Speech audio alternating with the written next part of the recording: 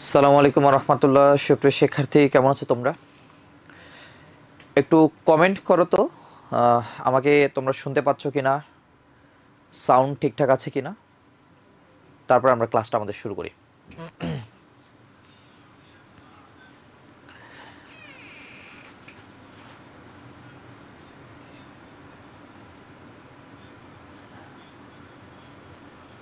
ইয়াটা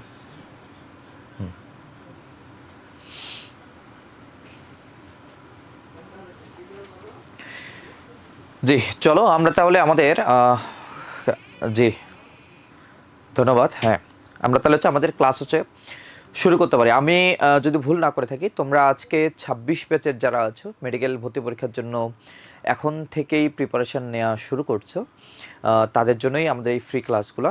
আজকে আমরা ক্লাস করবো পরিবেশ রসায়নের উপর। এই পরিবেশ রসায়ন ক্লাসটা আমরা আজকে অর্ধেকটা পড়াশোনা করব। হ্যাঁ, মানে ফুল যে পরিবেশ রসায়ন আজকে এক ক্লাসে শেষ করা পসিবল হবে না। তো আমরা আজকে অর্ধেক ক্লাসটা শেষ করব এবং এই অর্ধেক ক্লাসে বুঝে বুঝে পড়ব।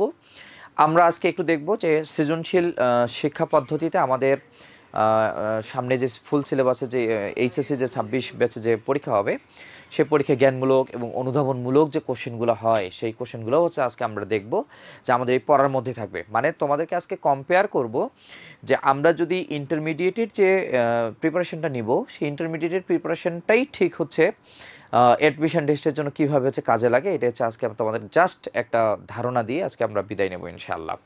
ঠিক আছে, তো চলো আমরা একটু শুরু করে দিই আমাদের। তোমরা অনেকেই কমেন্ট করতেছো, আমাদের রিফাত হোসেন স্যার কমেন্ট করছে। হ্যাঁ, অনেকেই কমেন্ট করছো। তো চলো, জি জি জি অবশ্যই। এবং তোমরা পরিচয় তো এখানে তোমরা পেয়ে গেছো already, senior lecturer retina medical and dental admission coaching. তোমরা জানো পরিবেশ রসায়ন আজকে ক্লাস নিচ্ছি। চলো আমরা শুরু করি। প্রথমে কথা মেডিকেল অ্যাডমিশন টেস্টের জন্য যেহেতু তোমরা আসছো বা মেডিকেল অ্যাডমিশন টেস্টে নিজেকে পরিচিত করাচ্ছ বা নিজেকে প্রিপারেশান নেওয়াচ্ছ মেডিকেল অ্যাডমিশন টেস্টের জন্য, এই জন্য তোমাদের এই ক্লাসগুলো খুবই গুরুত্বপূর্ণ। দেখো, আমরা একটু মানে শুরুর দিকে যেহেতু তোমরা মাত্র আসতেছো, দেখো আমরা একটা জিনিস দেখি যে মেরা বেটা ডক্টর বানেগা। মানে আমাদের ছোটবেলা থেকেই যে একটা টেন্ডেন্সি, যে আমরা ছোটবেলায় এম ইন লাইফ লিখছি, সেই এম ইন লাইফ কি লিখছিলাম যে আমরা কি হব ছোটবেলায় জন্মের পরের থেকেই, যে আমার ছেলেটা ডাক্তার হবে, আমার ছেলেটা ইঞ্জিনিয়ার হবে। হ্যাঁ, তো সেই স্বপ্ন নিয়ে হয়তো আমরা আজকে শুরু করতেছি। দেখো, তাহলে শুরুতেই আমরা কি দেখতে পাচ্ছি একটু দেখো তো, একটু সবাই তোমরা একটু কমেন্ট করবা যে আসলে আমরা কি দেখতে পাচ্ছি, বলেন। এই যে একটা বায়ুমণ্ডল আমরা দেখতে পাচ্ছি না?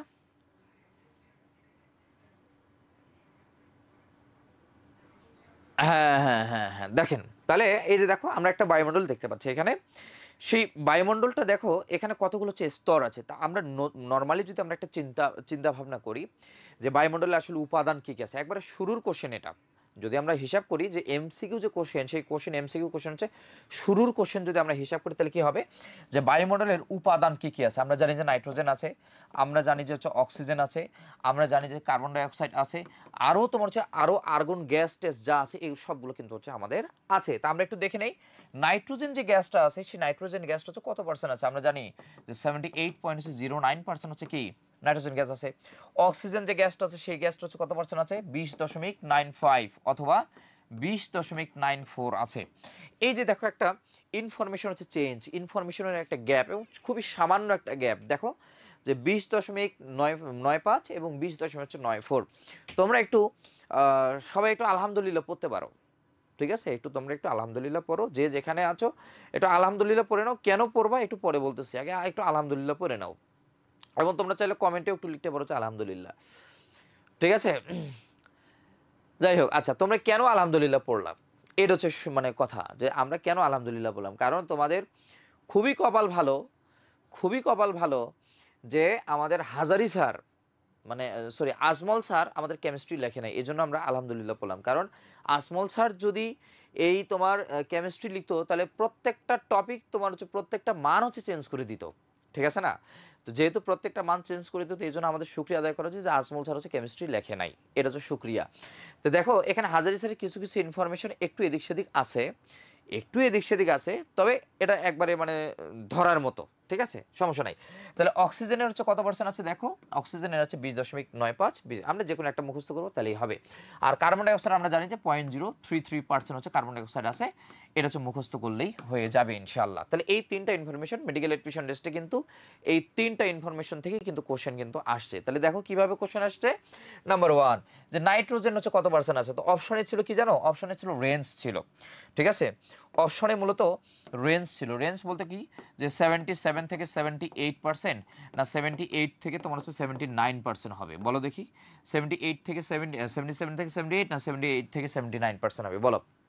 এটা অনেকেই, এটা হচ্ছে অনেকেই তোমার হচ্ছে কি করে, অনেকেই তোমার একটু বলে যে এটা 77 থেকে 78 হবে, অনেকে বলেছে 77 থেকে 78 হবে, আবার 8 থেকে 79ও হবে, অনেকে বলে। তো দেখো এইখানে মূলত আমরা হিসাবটা করব হচ্ছে কি কোথা দিয়ে, 77 থেকে 78 হিসাব করব, কারণ কি পয়েন্টের পর 09 যেটা আছে এটা আমরা একবারে খুবই নগণ্য হিসাব করি, হ্যাঁ, এই জন্য আমরা এই জিনিসটাকে আমরা হিসাবের বাইরে রাখবো আর কি, ঠিক আছে। এই কোশ্চেনটা আসছিল যে বায়ুমণ্ডলের নাইট্রোজেনের যে উপাদান, সেই উপাদানটা আসলে কত, সেটা হচ্ছে 77 থেকে 78 হবে, ঠিক আছে।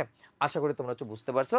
আর অক্সিজেন এগুলো তো আমরা পড়লামই, ঠিক আছে। এখন আসো এই জায়গাটাতে যদি আমরা হিসাব করি যে বায়ুমণ্ডলের স্তর আছে আসলে আমাদের হচ্ছে কয়টা, বলো দেখি বায়ুমণ্ডলের স্তর আছে কয়টা। তোমরা যারা ক্লাস করতেছো একটু কমেন্ট করো, তাহলে সুবিধা হয়। তাহলে আমরা সবাই মানে আমরা আজকে যে ক্লাসটা করব, এই ক্লাসটা মূলত হচ্ছে টু ওয়ে কমিউনিকেশনের ক্লাসটা করব, মানে বক্তাও বলবে শ্রোতাও বলবে। তাতে করে হবে কি, তাতে করে হবে তোমাদের পড়াশোনাটা ক্লাসের পর ক্লাসে হচ্ছে মুখস্থ হয়ে যাবে, ক্লাসের পর ক্লাসে হচ্ছে শেষ হয়ে যাবে ইনশাল্লাহ, ঠিক আছে। দেখো তাহলে আমরা মানে একটু কমেন্ট করব, তাহলে দেখবা যে মোটামুটি তোমার প্রিপারেশনটা হয়ে যাবে। দেখো বায়ুমণ্ডলের স্তর কয়টা আছে আমরা জানি, 4টা আছে স্তর, তাই না।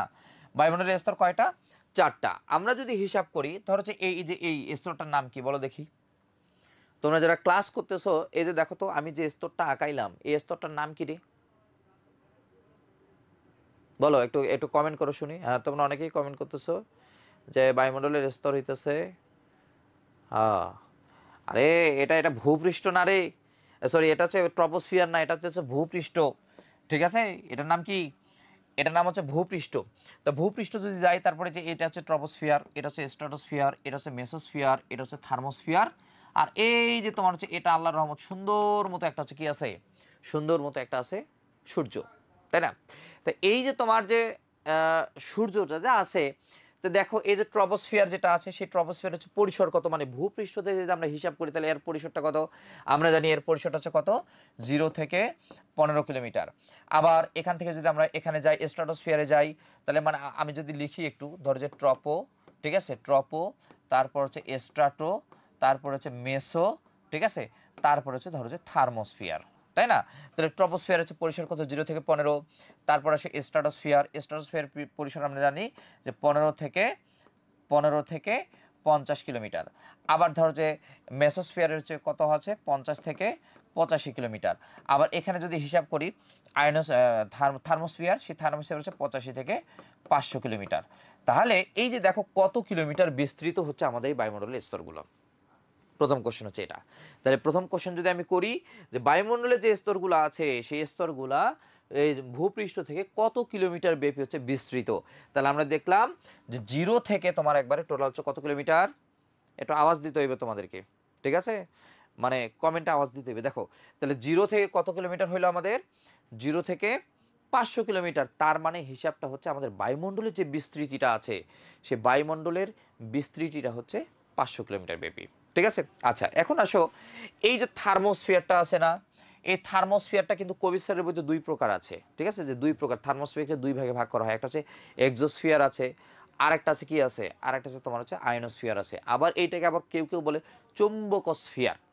তার মানে থার্মোস্ফিয়ার, এক্সোস্ফিয়ার, আয়নোস্ফিয়ার, চুম্বকোস্ফিয়ার সবগুলো তোমার হচ্ছে থার্মোস্ফিয়ারের ওই ওখানে, ঠিক আছে।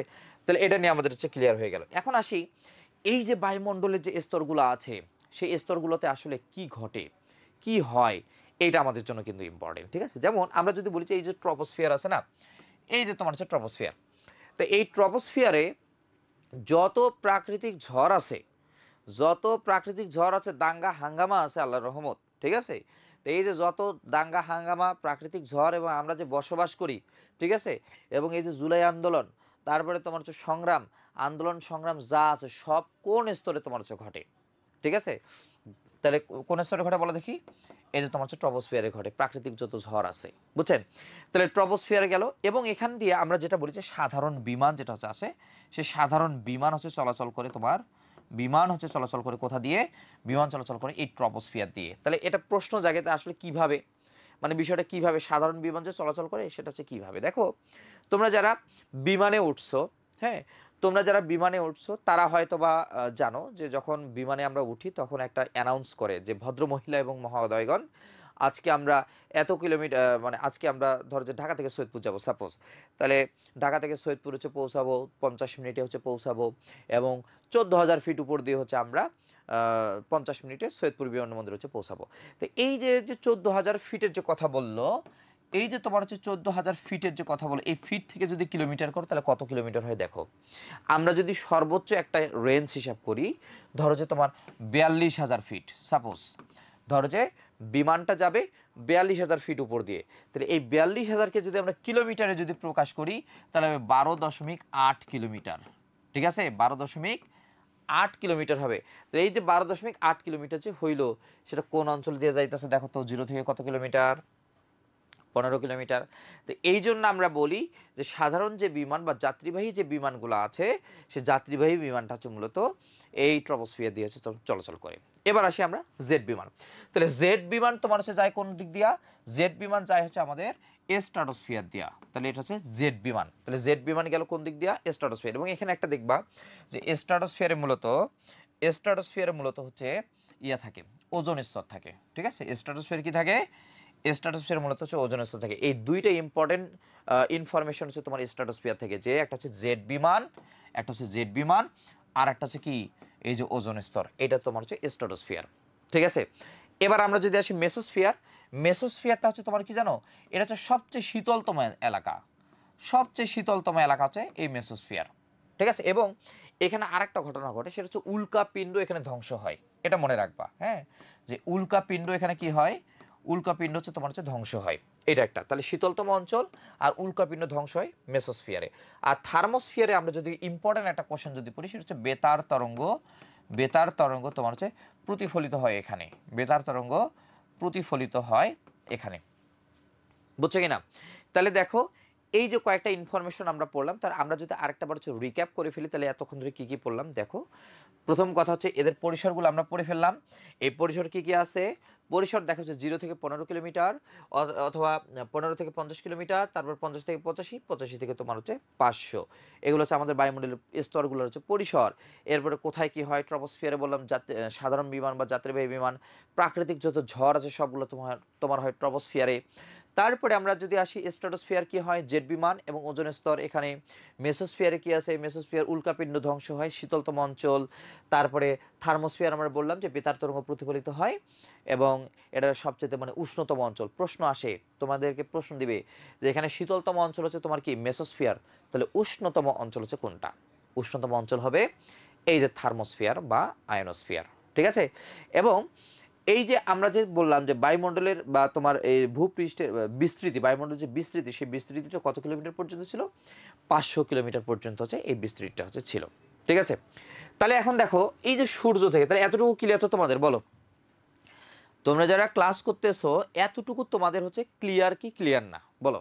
এগুলো আমরা বইয়ের মধ্যে পাবো, শুরুর পেজে তোমাদের বইয়ে আছে, বইয়ের পেজে পাবো আমরা। পাশাপাশি আমরা এখানে সবগুলো ইনফরমেশন এক জায়গায় করে আবার তোমাদের কাছে দিয়েও দিব, তখন দেখতে পারবো যে আমরা যা যা বলতেছি সবগুলো আছে। আগে বুঝে নেই আমরা, হ্যাঁ, বিষয়টা কী জিনিস। তাহলে এতটুকু তোমাদের ক্লিয়ার।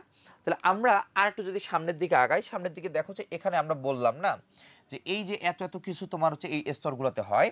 তো এখন এখানে আরেকটা মেকানিজম আছে, যদিও তোমার এটা সিএফসি অপশনে যায় দেওয়া আছে, আমি এখানে তোমাদের একটু বুঝাই দিই যে আসলে এই মেকানিজমটা আসলে কি হয়। হ্যাঁ, যেমন ধরো আমাদের এইটা ধরো যে তোমার হচ্ছে ভূপৃষ্ঠ, এটা ধরো যে আমাদের হচ্ছে ভূপৃষ্ঠ, এটা হচ্ছে ট্রপোস্ফিয়ার, এটা হচ্ছে স্ট্রাটোস্ফিয়ার, এটা হচ্ছে মেসোস্ফিয়ার, এটা হচ্ছে থার্মোস্ফিয়ার, আর এইটা ধরো যে আমাদের কি আছে? এইটা হচ্ছে আমাদের সূর্য, তাই তো? তো এখন এই সূর্য থেকে বলো তো কোন রশ্মিটা আসে? বলো, সূর্য থেকে কোন রশ্মিটা আসে? একটু কমেন্ট করো। সুন্দর, এই যে আলট্রাভায়োলেট রশ্মি। হ্যাঁ, কি আসে? আলট্রাভায়োলেট রশ্মি আসে। তো এই আলট্রাভায়োলেট রশ্মি প্রথম প্রশ্নটা যেটা আসে যে আলট্রাভায়োলেট রশ্মি কোন জায়গাটায় হচ্ছে শোষিত হয়, কোন জায়গাটায় শোষিত হয় আলট্রাভায়োলেট রশ্মি। তাহলে দেখো আমাদের এই স্তরটার নাম কি, এই স্তরটার নাম হচ্ছে আমাদের থার্মোস্ফিয়ার। তার মানে প্রথমে আসে আলট্রাভায়োলেট রশ্মি থার্মোস্ফিয়ার। এবং তোমরা তোমাদের যে বই আছে 5 পেজে যাই দেখবা, হ্যাঁ 5 পেজে যাই দেখবা যে ওখানে সুন্দর মতো ওজোন স্তরের গুরুত্ব যে হেডলাইনটা আছে সেই হেডলাইনে 2 নম্বর লাইনে দেওয়া আছে যে আলট্রাভায়োলেট রশ্মি থার্মোস্ফিয়ারে শোষিত হয়। এটা আবার অনেকে কি বলে জানো, অনেকে বলে যে আলট্রাভায়োলেট রশ্মিটা মূলত স্ট্র্যাটোস্ফিয়ারে শোষিত হয়। ওই কথাটাও সত্য, কিন্তু প্রথম যেটা আসে দেখো আলট্রাভায়োলেট রশ্মি, তোমরা প্র্যাকটিক্যাল দেখো যে সূর্য থেকে সরাসরি আর স্ট্র্যাটোস্ফিয়ারে আসতে পারে না, আসতে পারে পারে না। তার মানে এখানে দেখো যে সূর্য থেকে আলট্রাভায়োলেট রশ্মি আসবে, সেই রশ্মিটা সরাসরি থার্মোস্ফিয়ারে গিয়ে আসবে, তারপর ওখান থেকে কি আসবে মেসোস্ফিয়ারে, তারপরে কি আসবে ওখান থেকে স্ট্র্যাটোস্ফিয়ারে, এইখানে এসে তোমার হচ্ছে বাধাপ্রাপ্ত হবে। ঠিক আছে, এইখানে এসে কি প্রাপ্ত হবে রে, এইখানে এসে বাধাপ্রাপ্ত হবে। কারণ কি, এইখানে আছে ওজোন স্তর, বুঝছো এখানে কি আছে, এখানে আছে ওজোন স্তর। এখন ও তো চাচ্ছে যে পৃথিবীতে আসতে, কিন্তু ও তো পারতেছে না, পারতেছে কারণ বাধা দিছে কে, ওজোন স্তর। এখন পৃথিবীর আমাদের একজন গাদ্দার আছে, ঠিক আছে, সেই যে পৃথিবীর গাদ্দার, সেই গাদ্দার হচ্ছে তোমার হচ্ছে ক্লোরিন।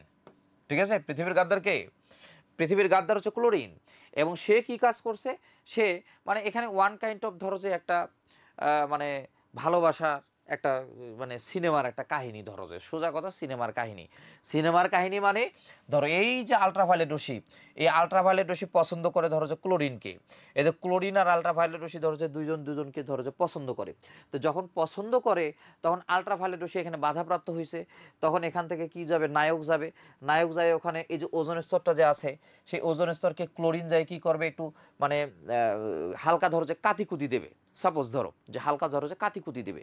তো যখন তোমার হচ্ছে এই হালকা যখন কাতিকুতি দেবে তখন ওজোন স্তরটা কি হয়ে যাবে, ওজোন স্তরটা একবারে একটু হালকা হয়ে যাবে।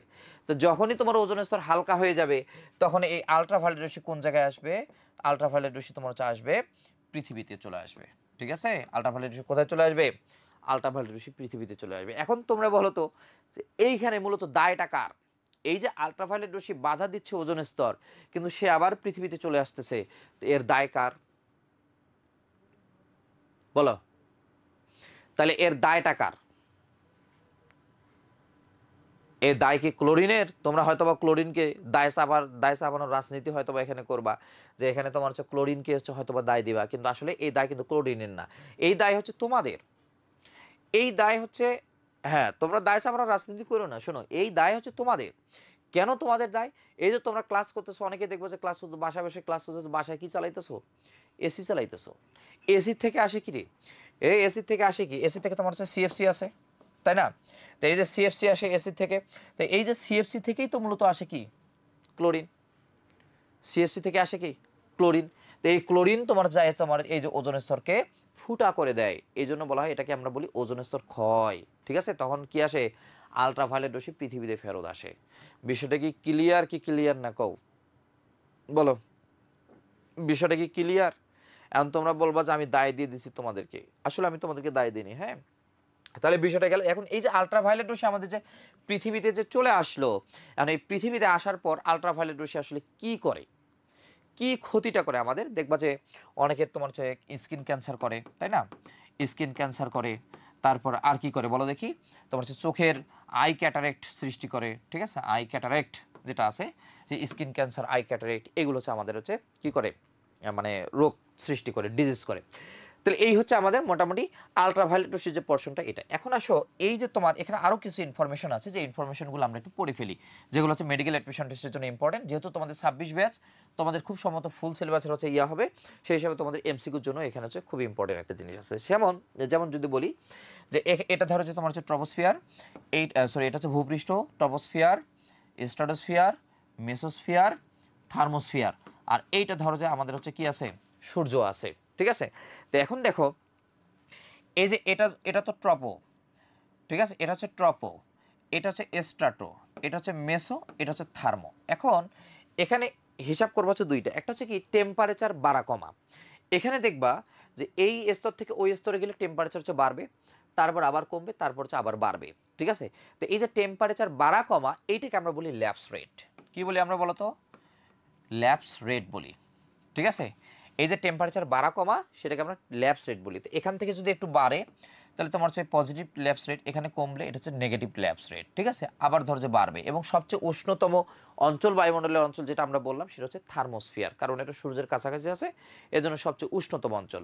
আর সবচেয়ে শীতলতম অঞ্চল আমরা বলছি যে মেসোস্ফিয়ারকে, ঠিক আছে? তাহলে ল্যাপস রেট এবং পজিটিভ ল্যাপস রেট এবং হচ্ছে নেগেটিভ ল্যাপস রেট এটা হচ্ছে গেল। এখন আসলে এখানে কিছু পর্দা আছে। কি আছে? পর্দা আছে। পর্দাটা কি? ধর যে ট্রপোস্ফিয়ার এবং স্ট্রাটোস্ফিয়ারের যে মাঝখান আছে, সেই মাঝখানে তোমার হচ্ছে একটা পর্দা আছে, নাম হচ্ছে ট্রপোপাউস।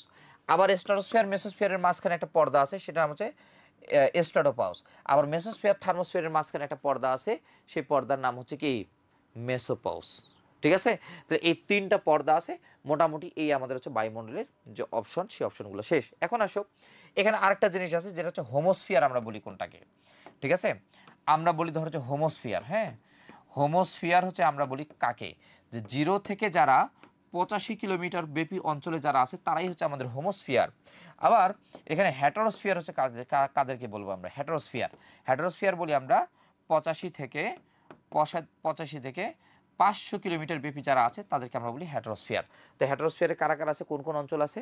আমরা জানি যে আয়নোস্ফিয়ার, এক্সোস্ফিয়ার, এগুলা, তাই না? আর হোমোস্ফিয়ার আছে প্রথম তিনটা, ট্রপোস্ফিয়ার, স্ট্রাটোস্ফিয়ার আর হচ্ছে মেসোস্ফিয়ার। এই এতটুকু বিষয় তোমাদের আসলে এই প্রথম যে পোরশনটা আছে, এই পোরশন থেকে তোমরা আসলে ক্লিয়ার কি ক্লিয়ার না বলো? বলো, এই এতটুকু অংশ তোমরা ক্লিয়ার কি ক্লিয়ার না? তাহলে আমরা একটু দেখে আসি যে আসলে আমাদের মেন পড়াশোনা আমরা এতক্ষণ ধরে কি কি পড়লাম। দেখো, আশা করি তোমরা ক্লিয়ার হয়ে গেছে। দেখো, এই যে বায়ুমণ্ডলের আয়তনিক সংযুক্তি, এটা আমরা অলরেডি পড়ে ফেলেছি। এই যে দেখো মেডিকেল অ্যাডমিশন টেস্টে কী কী আসছে দেখো। তাহলে এই কোশ্চেনটা তাহলে তোমরা একটু অ্যান্সার করে ফেলো যে কোন গ্যাসটি বাতাসে সবচেয়ে বেশি পরিমাণ হচ্ছে থাকে। হ্যাঁ, তাহলে বলো, বলো তাহলে কোন গ্যাসটি বাতাসে সবচেয়ে বেশি পরিমাণে হচ্ছে থাকে? আমরা জানি যে বাতাসে নাইট্রোজেন বেশি পরিমাণে থাকে। তাহলে এই কোশ্চেনটা তাহলে তোমরা মেডিকেল অ্যাডমিশন টেস্ট 19-20 সালে আসছিল, তার মানে আমরা হচ্ছে পারবো, ঠিক আছে? তাহলে এখানে কার্বন ডাইঅক্সাইড কত পার্সেন্ট থাকে বলো তো? কার্বন ডাইঅক্সাইড থাকে তোমার হচ্ছে কত? 0.033%। আর অক্সিজেন কতটুকু পার্সেন্ট থাকে বলো তো? 20.95 অথবা 20.94। এই তো সুন্দর হয়ে গেল। তারপর বায়ুমণ্ডলের পরিচিতি, এগুলো আমরা অলরেডি পড়েছি।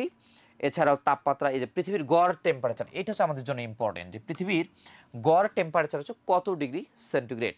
তাহলে পৃথিবীর গড় টেম্পারেচার হচ্ছে আমাদের 15 ডিগ্রি সেন্টিগ্রেড, এটা হচ্ছে আমাদের জন্য ইম্পর্টেন্ট, ঠিক আছে? তাহলে এই যে দেখো মেডিকেল অ্যাডমিশনটা সেই কোশ্চেনটা আসছে। তাহলে এই কোশ্চেনটা একটু আমরা হিসাব করি। দেখো যে বায়ুমণ্ডল দ্বারা তাপ ও পরিবাহী মণ্ডল সৃষ্টির কারণে পৃথিবীর যে বর্তমান যে গড় তাপমাত্রা আছে সেটা হচ্ছে কত ডিগ্রি সেন্টিগ্রেড? 10-11 সালে আসছে কিন্তু, ঠিক আছে? তো এটার অ্যান্সার কত হবে? একটু আগে আমরা পড়ে আসলাম যে পৃথিবীর গড় টেম্পারেচার হচ্ছে কত? 15 ডিগ্রি। এই তো সুন্দর, তোমরা সবাই কিন্তু অ্যান্সার দিতে পারতেছো, খুবই ভালো লাগতেছে, ঠিক আছে? হ্যাঁ তোমরা, হ্যাঁ তোমরা সবাই কিন্তু খুব ভালো অ্যান্সার দিচ্ছ, কোনো সমস্যা নেই। দেখো তাহলে এই তো এগুলো আমরা হচ্ছে অলরেডি পড়ে এই যে দেখো বিভিন্ন স্তরে যতগুলো পরিবর্তন হয়, কি হয় না হয়, সবগুলো হচ্ছে এখানে দেয়া আছে। দেখো তাহলে এই যে দেখো ট্রপোস্ফিয়ার, এটাকে আমরা বলি ক্ষুব্ধমণ্ডল, 0 থেকে 15, 0 থেকে 18, এই যে সব ধরনের হচ্ছে বিমান চলাচল করে, এই স্তরে আমরা বসবাস করি, বায়ু দূষণ এই অঞ্চলে হয়, ঠিক আছে? তারপরে এখানে ক্রম হ্রাসমান, যেটা বলছে আবহাওয়া এবং জলবায়ু নিয়ন্ত্রণ করা হয় এখান থেকে। এই যে স্ট্রাটোস্ফিয়ার বা তোমার হচ্ছে শান্ত মণ্ডল, যে জেড বিমান এখান থেকে চলাচল করে, ঠিক আছে? ঝড় বৃষ্টি কিছু হয় না, আবহাওয়া শুষ্ক থাকে। এবং ওজোন স্তর, এই যে ওজোন স্তর এখানে হচ্ছে তোমার আছে, ঠিক আছে? তার মানে এই জিনিসগুলো আমরা অলরেডি পড়ে ফেলেছি। দেখো তাহলে এই যে মেসোস্ফিয়ার কি বলছি, উল্কাপিণ্ড এখান থেকে কি হয়? ধ্বংসপ্রাপ্ত হয়। এই যে দেখো উল্কাপিণ্ড ধ্বংসপ্রাপ্ত হয়, পারমাণবিক অক্সিজেন থাকে। থার্মোস্ফিয়ার, এই যে দেখো আয়নোস্ফিয়ার, এক্সোস্ফিয়ার এবং হচ্ছে ম্যাগনেটোস্ফিয়ার, এই যে এই জিনিসগুলা সবগুলা। শোনো, তোমাদের বইতে সবগুলো ইনফরমেশন নাই কিন্তু এখানে। আমি যে স্লাইডে ক্লাস নিচ্ছি, এই স্লাইডে বইয়ের মানে যতগুলো বই আছে বাজারে, বাজারে যতগুলো বই আছে সবগুলো বই থেকে ইনফরমেশন নিয়ে কিন্তু এই স্লাইডটা হচ্ছে করা, ঠিক আছে? এই জন্য হয়তো তোমাদের ইনফরমেশন বেশি মনে হবে, আমি অলরেডি তোমাদের হচ্ছে বলে দিয়েছি। দেখো তাহলে এই স্তরে দেখো আলট্রাভায়োলেট রশ্মি আছে, মহাজাগতিক রশ্মি, গামা রশ্মি এটা আছে। তারপরে সৌর আলো, এই যে আলট্রাভায়োলেট রশ্মি থার্মোস্ফিয়ারে কি শোষণ হয়। এবং কেনেলি হেভিসাইড স্তর বলা হয়, এটা হচ্ছে একটু ইম্পর্টেন্ট আছে। আর আন্তর্জাতিক মহাকাশ কেন্দ্র, এটা হচ্ছে ইম্পর্টেন্ট, যে আন্তর্জাতিক মহাকাশ কেন্দ্র সেটা কোন অঞ্চলে অবস্থিত সেটা হচ্ছে এই যে থার্মোস্ফিয়ার। আর তো একটু আগে বলেছি আমরা যে বেতার তরঙ্গ প্রতিফলিত হয় কোন অঞ্চল দিয়ে, ঠিক আছে? হ্যাঁ হ্যাঁ, এই তো সুন্দর। তো এরপর আসে আমরা এই যে ট্রপোপস যে ইয়াগুলোর কথা বললাম তোমাদেরকে বুঝাই দিলাম যে ট্রপোপস, ট্রপোস্ফিয়ার, স্ট্রাটোস্ফিয়ার মধ্যবর্তী অঞ্চল, স্ট্রাটোপস, মেসোপস, আর এই যে দেখো ল্যাপস রেট মানে বায়ুমণ্ডলের ঊর্ধ্ব দিকে যে তাপমাত্রার যে পরিবর্তন সেই তাপমাত্রার পরিবর্তন। ক্লিয়ার বিষয়গুলো? তাহলে যদি বিষয়গুলো ক্লিয়ার হয় তাহলে আমরা একটু কোশ্চেনের অ্যান্সার করি। দেখো কি কি কোশ্চেন আসছে মেডিকেল এডুকেশন টেস্টে।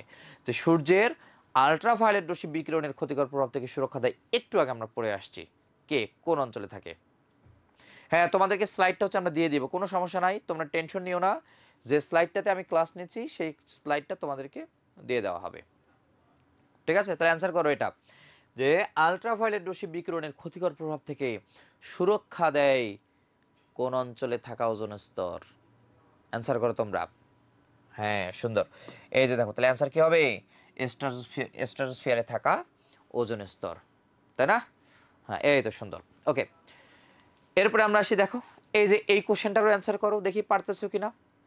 একটু আগে কিন্তু এগুলো পড়ছে, আমরা প্রত্যেকটা টপিক পড়বো এবং টপিক থেকে হচ্ছে আমরা কোশ্চেন সলভ করব, তাহলে তোমাদের জন্য বুঝতে সুবিধা হবে। এবং এইগুলোর থেকেই কিন্তু আমরা আবার সৃজনশীল প্রশ্ন দেখবো, মানে জ্ঞানমূলক এবং হচ্ছে অনুধাবনমূলক হচ্ছে জিনিসগুলো হচ্ছে দেখবো। দেখো তাহলে ভূপৃষ্ঠ থেকে পাঠানো বেতার তরঙ্গ বায়ুমণ্ডলের কোন স্তরে এসে বাধা পেয়ে পৃথিবীতে তোমার হচ্ছে ফিরে আসে? বাধা পায় তাহলে কোন স্তরে? বেতার তরঙ্গ প্রতিফলিত হয় কোন স্তরে? বেতার তরঙ্গ, একটু আগে বলা হয়েছে যে বেতার তরঙ্গ প্রতিফলিত হয় আয়নোস্ফিয়ারে, ঠিক আছে? আয়নোস্ফিয়ারে, ঠিক আছে? থার্মোস্ফিয়ার, আয়নোস্ফিয়ার, এক্সোস্ফিয়ার, এটা অ্যান্সার হবে আয়নোস্ফিয়ারে, ঠিক আছে? মূলত আয়নোস্ফিয়ার হবে অ্যান্সার, ঠিক আছে? হ্যাঁ অনেকে তোমরা হচ্ছে বি অ্যান্সার দিচ্ছ, সুন্দর। এর আগেটা মনে ছিল ডি, হ্যাঁ সুন্দর, ঠিক আছে। তাহলে আয়নোস্ফিয়ারে হবে, এটা ইম্পর্টেন্ট। এরপরে দেখো সূর্যের অতি বেগুনি রশ্মি শোষণ করতে পারে নিম্নের হচ্ছে কোনটি? দেখো অতি বেগুনি রশ্মি, এটা দেখো 15-16 সেশনে আসছে, তাহলে হচ্ছে আলট্রাভায়োলেট রশ্মি শোষণ করতে পারে কোন অঞ্চল থেকে? এই এটার অ্যান্সার করো, যে সূর্যের অতি বেগুনি রশ্মি শোষণ করতে পারে নিম্নের কোন অঞ্চল থেকে? সুন্দর, এই যে সুন্দর, তাহলে হচ্ছে ওজোন স্তর বা হচ্ছে ওজোন হচ্ছে শোষণ করে নেয়, তাই তো? এই তো সুন্দর। ওকে, তাহলে আমরা পরের টপিকসে যাই। দেখো এটা রান্নার, এটা এই চ্যাপ্টারের না। দেখো এই যে বায়ুমণ্ডল স্ট্রাটোস্ফিয়ারের ওজোন স্তরের মূল উপাদান কোনটি? দেখো ডেন্টাল ভর্তি পরীক্ষা আসছে 19-20 সেশনে, তাহলে বলো এটার অ্যান্সার কি হবে? এগুলো অলরেডি আমরা পড়ে ফেলেছি। দেখো মেডিকেল এডমিশন টেস্টের কোশ্চেন যে কত সহজ হয়, কত সহজ হয় সেই জিনিসগুলো একটু দেখো, যে এর বাইরে কিন্তু এই টপিক থেকে মানে বায়ুমণ্ডল টপিক থেকে কিন্তু এর বাইরে কোনো কোশ্চেন হয় না আমি যেগুলো নিয়ে আসছি এখানে, ঠিক আছে? তাহলে দেখো যে বায়ুমণ্ডলের স্ট্রাটোস্ফিয়ার স্তরের মূল উপাদান হচ্ছে কোনটি? আমরা জানি মূল উপাদান হচ্ছে জেনন, ঠিক আছে? স্ট্রাটোস্ফিয়ারের মূল উপাদান, আবার বইলো না যে বায়ুমণ্ডলের মূল উপাদান, ঠিক আছে? তাহলে এটা অ্যান্সার হবে কি? ওজোন, সুন্দর।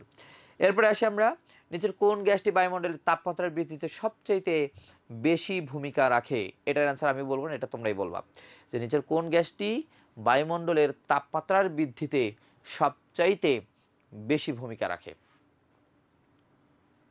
হ্যাঁ এই তো তোমরা সুন্দর অ্যান্সার দিতে পারছো। ওকে, এরপরে আসে হোমোস্ফিয়ার, হেটারোস্ফিয়ার, এগুলো আমরা অলরেডি পড়ে ফেলেছি। হেটারোস্ফিয়ার মুখ্য উপাদান, এগুলো আমরা সবগুলো পড়ে ফেলেছি। এই যে আলট্রাভায়োলেট রশ্মির ক্ষতিকর দিক দেখো, এই ক্ষতিকর দিক দেখো, এই যে বায়োলজিক্যাল প্রক্রিয়া বিনষ্ট করে দেয়, চোখে ক্যাটারাক্ট সৃষ্টি করে, চর্ম ক্যান্সার সৃষ্টি করে, এই যে দেখো এই ডিজিজগুলো তোমাদের হচ্ছে হইতে পারে, ঠিক আছে? এবার আসি আমরা আমাদের পরবর্তী টপিকস। তাহলে আমাদের প্রথম টপিকসটা শেষ, বায়ুমণ্ডল যে যতটুকু ছিল সেই বায়ুমণ্ডল জিনিসটা হচ্ছে শেষ। এখন আসো ঘূর্ণিঝড় আমরা পড়বো, ঠিক আছে? কি পড়বো আমরা? ঘূর্ণিঝড় হচ্ছে আমরা পড়বো। সেই ঘূর্ণিঝড়ে দেখো, ধরো যে নর্মালি যদি আমরা চিন্তা ভাবনা করি, হ্যাঁ হ্যাঁ তোমরা সবাই অ্যান্সার দিতে পারছো, সুন্দর। তাহলে দেখো নর্মালি যদি আমরা চিন্তা ভাবনা করি, যখন বৃষ্টি হয় না তখন আমরা কি বলি? যে ধরো যে সকাল থেকে দুপুর পর্যন্ত বৃষ্টি হচ্ছে, বা সকাল থেকে বিকাল পর্যন্ত বৃষ্টি হচ্ছে, ঝিরিঝিরি বৃষ্টি হচ্ছে, তখন আমরা কি বলি? তখন বলি যে নিম্নচাপ সৃষ্টি হয়েছে। কোথায় নিম্নচাপ সৃষ্টি হয়েছে? সমুদ্রে তোমার হচ্ছে নিম্নচাপ সৃষ্টি হয়েছে, তাই না? তো এই যে সমুদ্রে যে বলি আমরা যে সমুদ্রে নিম্নচাপ সৃষ্টি হয়েছে, তো চাপ যদি নিম্ন হয় তাহলে টেম্পারেচারটা কী হবে? একটু উচ্চ টেম্পারেচার হবে। তার মানে ঘূর্ণিঝড় সৃষ্টির যদি আমরা নিয়ামকের কথা বলি বা প্রভাবকের যদি কথা বলি, তার মানে নিম্নচাপ লাগবে, ঠিক আছে? যে ল প্রেশার লাগবে। যদি ল প্রেশার লাগে তাহলে টেম্পারেচার কি হবে? টেম্পারেচার হচ্ছে হাই টেম্পারেচার হবে। বিষয়টা এমনই দাঁড়ায়, তাই তো? হাই টেম্পারেচার হবে আর ল তোমার হচ্ছে প্রেশার লাগবে। তাহলে এই যে হাই টেম্পারেচার যেটা আছে সেই হাই টেম্পারেচারটা হচ্ছে কত, বলে যে 27 ডিগ্রি সেন্টিগ্রেড বা 80 ডিগ্রি ফারেনহাইটের বেশি হইতে হয়। ঠিক আছে, এটা বেশি সহ পড়বা রে, এটা বেশি সহ পড়বা। কেন বেশি সহ পড়বো জানো? কারণ এই টাইপের কোশ্চেন মেডিকেল এডমিশন টেস্টে আসছে, বুঝছো? দেখো এই টাইপের কোশ্চেন মেডিকেল এডমিশন টেস্টে আসছে। যেমন তোমরা গুণগত রসায়ন পড়ছো না, সেই গুণগত রসায়নে দেখবা লাস্টের দিকে একবারে ওই যে তোমার পাতন আংশিক পাতন আছে না, সেই পাতন আংশিক পাতনের যে টেম্পারেচার যেগুলো আছে পাতন আংশিক পাতন, সেই আংশিক পাতনের ওখানে দেখবা যে 40 ডিগ্রি সেন্টিগ্রেডের কম, মানে আংশিক পাতনের টেম্পারেচারটা কত ছিল, যে 40 ডিগ্রি সেন্টিগ্রেডের কম। তো এই কম সহ মেডিকেল এডমিশন টেস্টে আসছিল, মানে কম সহ পড়তে হবে। আবার তোমরা যদি ফিজিক্সে যাও, ফিজিক্সে দেখবা যে সরল দোলক আছে চ্যাপ্টার 8-এ, তাই না? চ্যাপ্টার 8-এ সরল দোলক আছে না, সেই সরল দোলকের দেখবো যে বিস্তারটা কত, বিস্তারটা দেখবো যে 4 ডিগ্রি এর কম। ঠিক আছে, 4 ডিগ্রি এর কম। তাহলে এই যে কম সহ বা এই যে তোমার হচ্ছে টেম্পারেচার কম সহ বা ডিগ্রি কম সহ, এই কম সহ কিন্তু প্রশ্নগুলো মেডিকেল এডমিশন টেস্টে আসে। এই জন্য আমরা বলি যে হাই টেম্পারেচার যেটা আছে সেটা আমরা পড়বো কি, সেটা পড়বো 27 ডিগ্রি সেন্টিগ্রেড বা 80 ডিগ্রি ফারেনহাইটের বেশি হইতে হবে, বেশি সহ হচ্ছে আমাদের পড়তে হবে। ক্লিয়ার? আচ্ছা এখন আসো, এই যে ঘূর্ণিঝড়টা আসলে সৃষ্টি হয় কিভাবে, যদিও এটা ইম্পর্টেন্ট না কিন্তু জেনে রাখাটা ভালো, তোমাদের হচ্ছে জেনে রাখাটা ভালো হবে। ঠিক আছে, সেটা হচ্ছে কি, আরে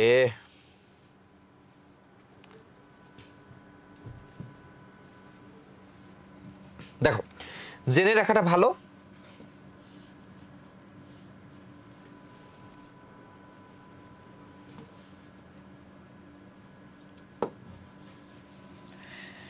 আমরা কিন্তু পৃথিবীতে যেটা আছি আমরা কিন্তু কয়েকটা প্লেটের উপর দাঁড়ায় আছি, বুঝছো? আমরা যে পৃথিবীতে আছি মনে রাখবা যে আমরা মূলত কয়েকটা প্লেটের উপর দাঁড়ায় আছি। হ্যাঁ, প্লেটের উপর। যেমন ধরো এটা ধরো যে ইউরেশিয়ান প্লেট, এটা হচ্ছে অস্ট্রেলিয়ান প্লেট, ইন্ডিয়ান প্লেট। ঠিক আছে, তো এই যে আমরা মূলত আছি ইন্ডিয়ান, বাংলাদেশ মূলত আছে কোন প্লেটে, মানে দেশ আমাদের হলেও কিন্তু আমরা কিন্তু ইন্ডিয়ান প্লেটে আছি, এটা আমার মাথায় রাখতে হবে। ঠিক আছে, তো ইন্ডিয়ান প্লেট, ধরো যে ইন্ডিয়ান প্লেট আর হচ্ছে অস্ট্রেলিয়ান প্লেট বা ইউরেশিয়ান প্লেট, বা ইউরেশিয়ান প্লেট বা অস্ট্রেলিয়ান প্লেট। আমরা যদি ধরো যে এটা ইউরেশিয়ান, হ্যাঁ ইউরেশিয়ান, আর এটা ধরো যে তোমার হচ্ছে অস্ট্রেলিয়ান প্লেট, হ্যাঁ অস্ট্রেলিয়ান প্লেট। তো এই দুইটার ধর ধাক্কা খাবে, এটা তো নিচের দিকে সমুদ্র তলদেশে হিসাবটা করতেছি আমি। তো সমুদ্রের তলদেশে যদি এই একটা প্লেট থাকলো, এই একটা প্লেট থাকলো, তো এই দুইটা প্লেটে কি হয়, দুইটা প্লেটে তখন হচ্ছে সংঘর্ষ হয়।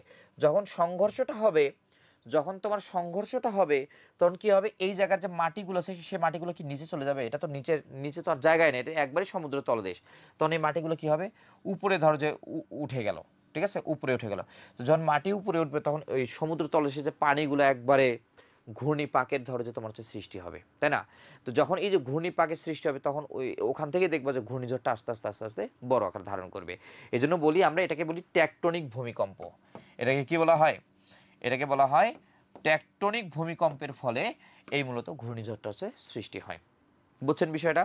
তাহলে যদি এটা মেডিকেল এডমিশন টেস্টে আসবে না, তারপর হচ্ছে বলে দিলাম। এখন কথা হচ্ছে এই যে ঘূর্ণিঝড় এবং জলোচ্ছ্বাস যেটা আছে, এই ঘূর্ণিঝড়টা এক এক জায়গায় এক একটা কথা বলে। যেমন তুমি যদি ইউএসএ যাও, তুমি যদি ইউএসএতে যাও বা তোমার হচ্ছে মেক্সিকোতে যদি তুমি যাও, ওই অঞ্চলে বলা হয় হেরিকেন। ঠিক আছে, ওই অঞ্চলে কি বলা হয়, ওই অঞ্চল বলা হয় হেরিকেন। ঠিক আছে, আবার তুমি যদি থাইল্যান্ডের দিকে যাও, জাপানের দিকে যাও, ঠিক আছে, ফিলিপাইনের দিকে যাও, এখানে বলা হয় টাইফুন।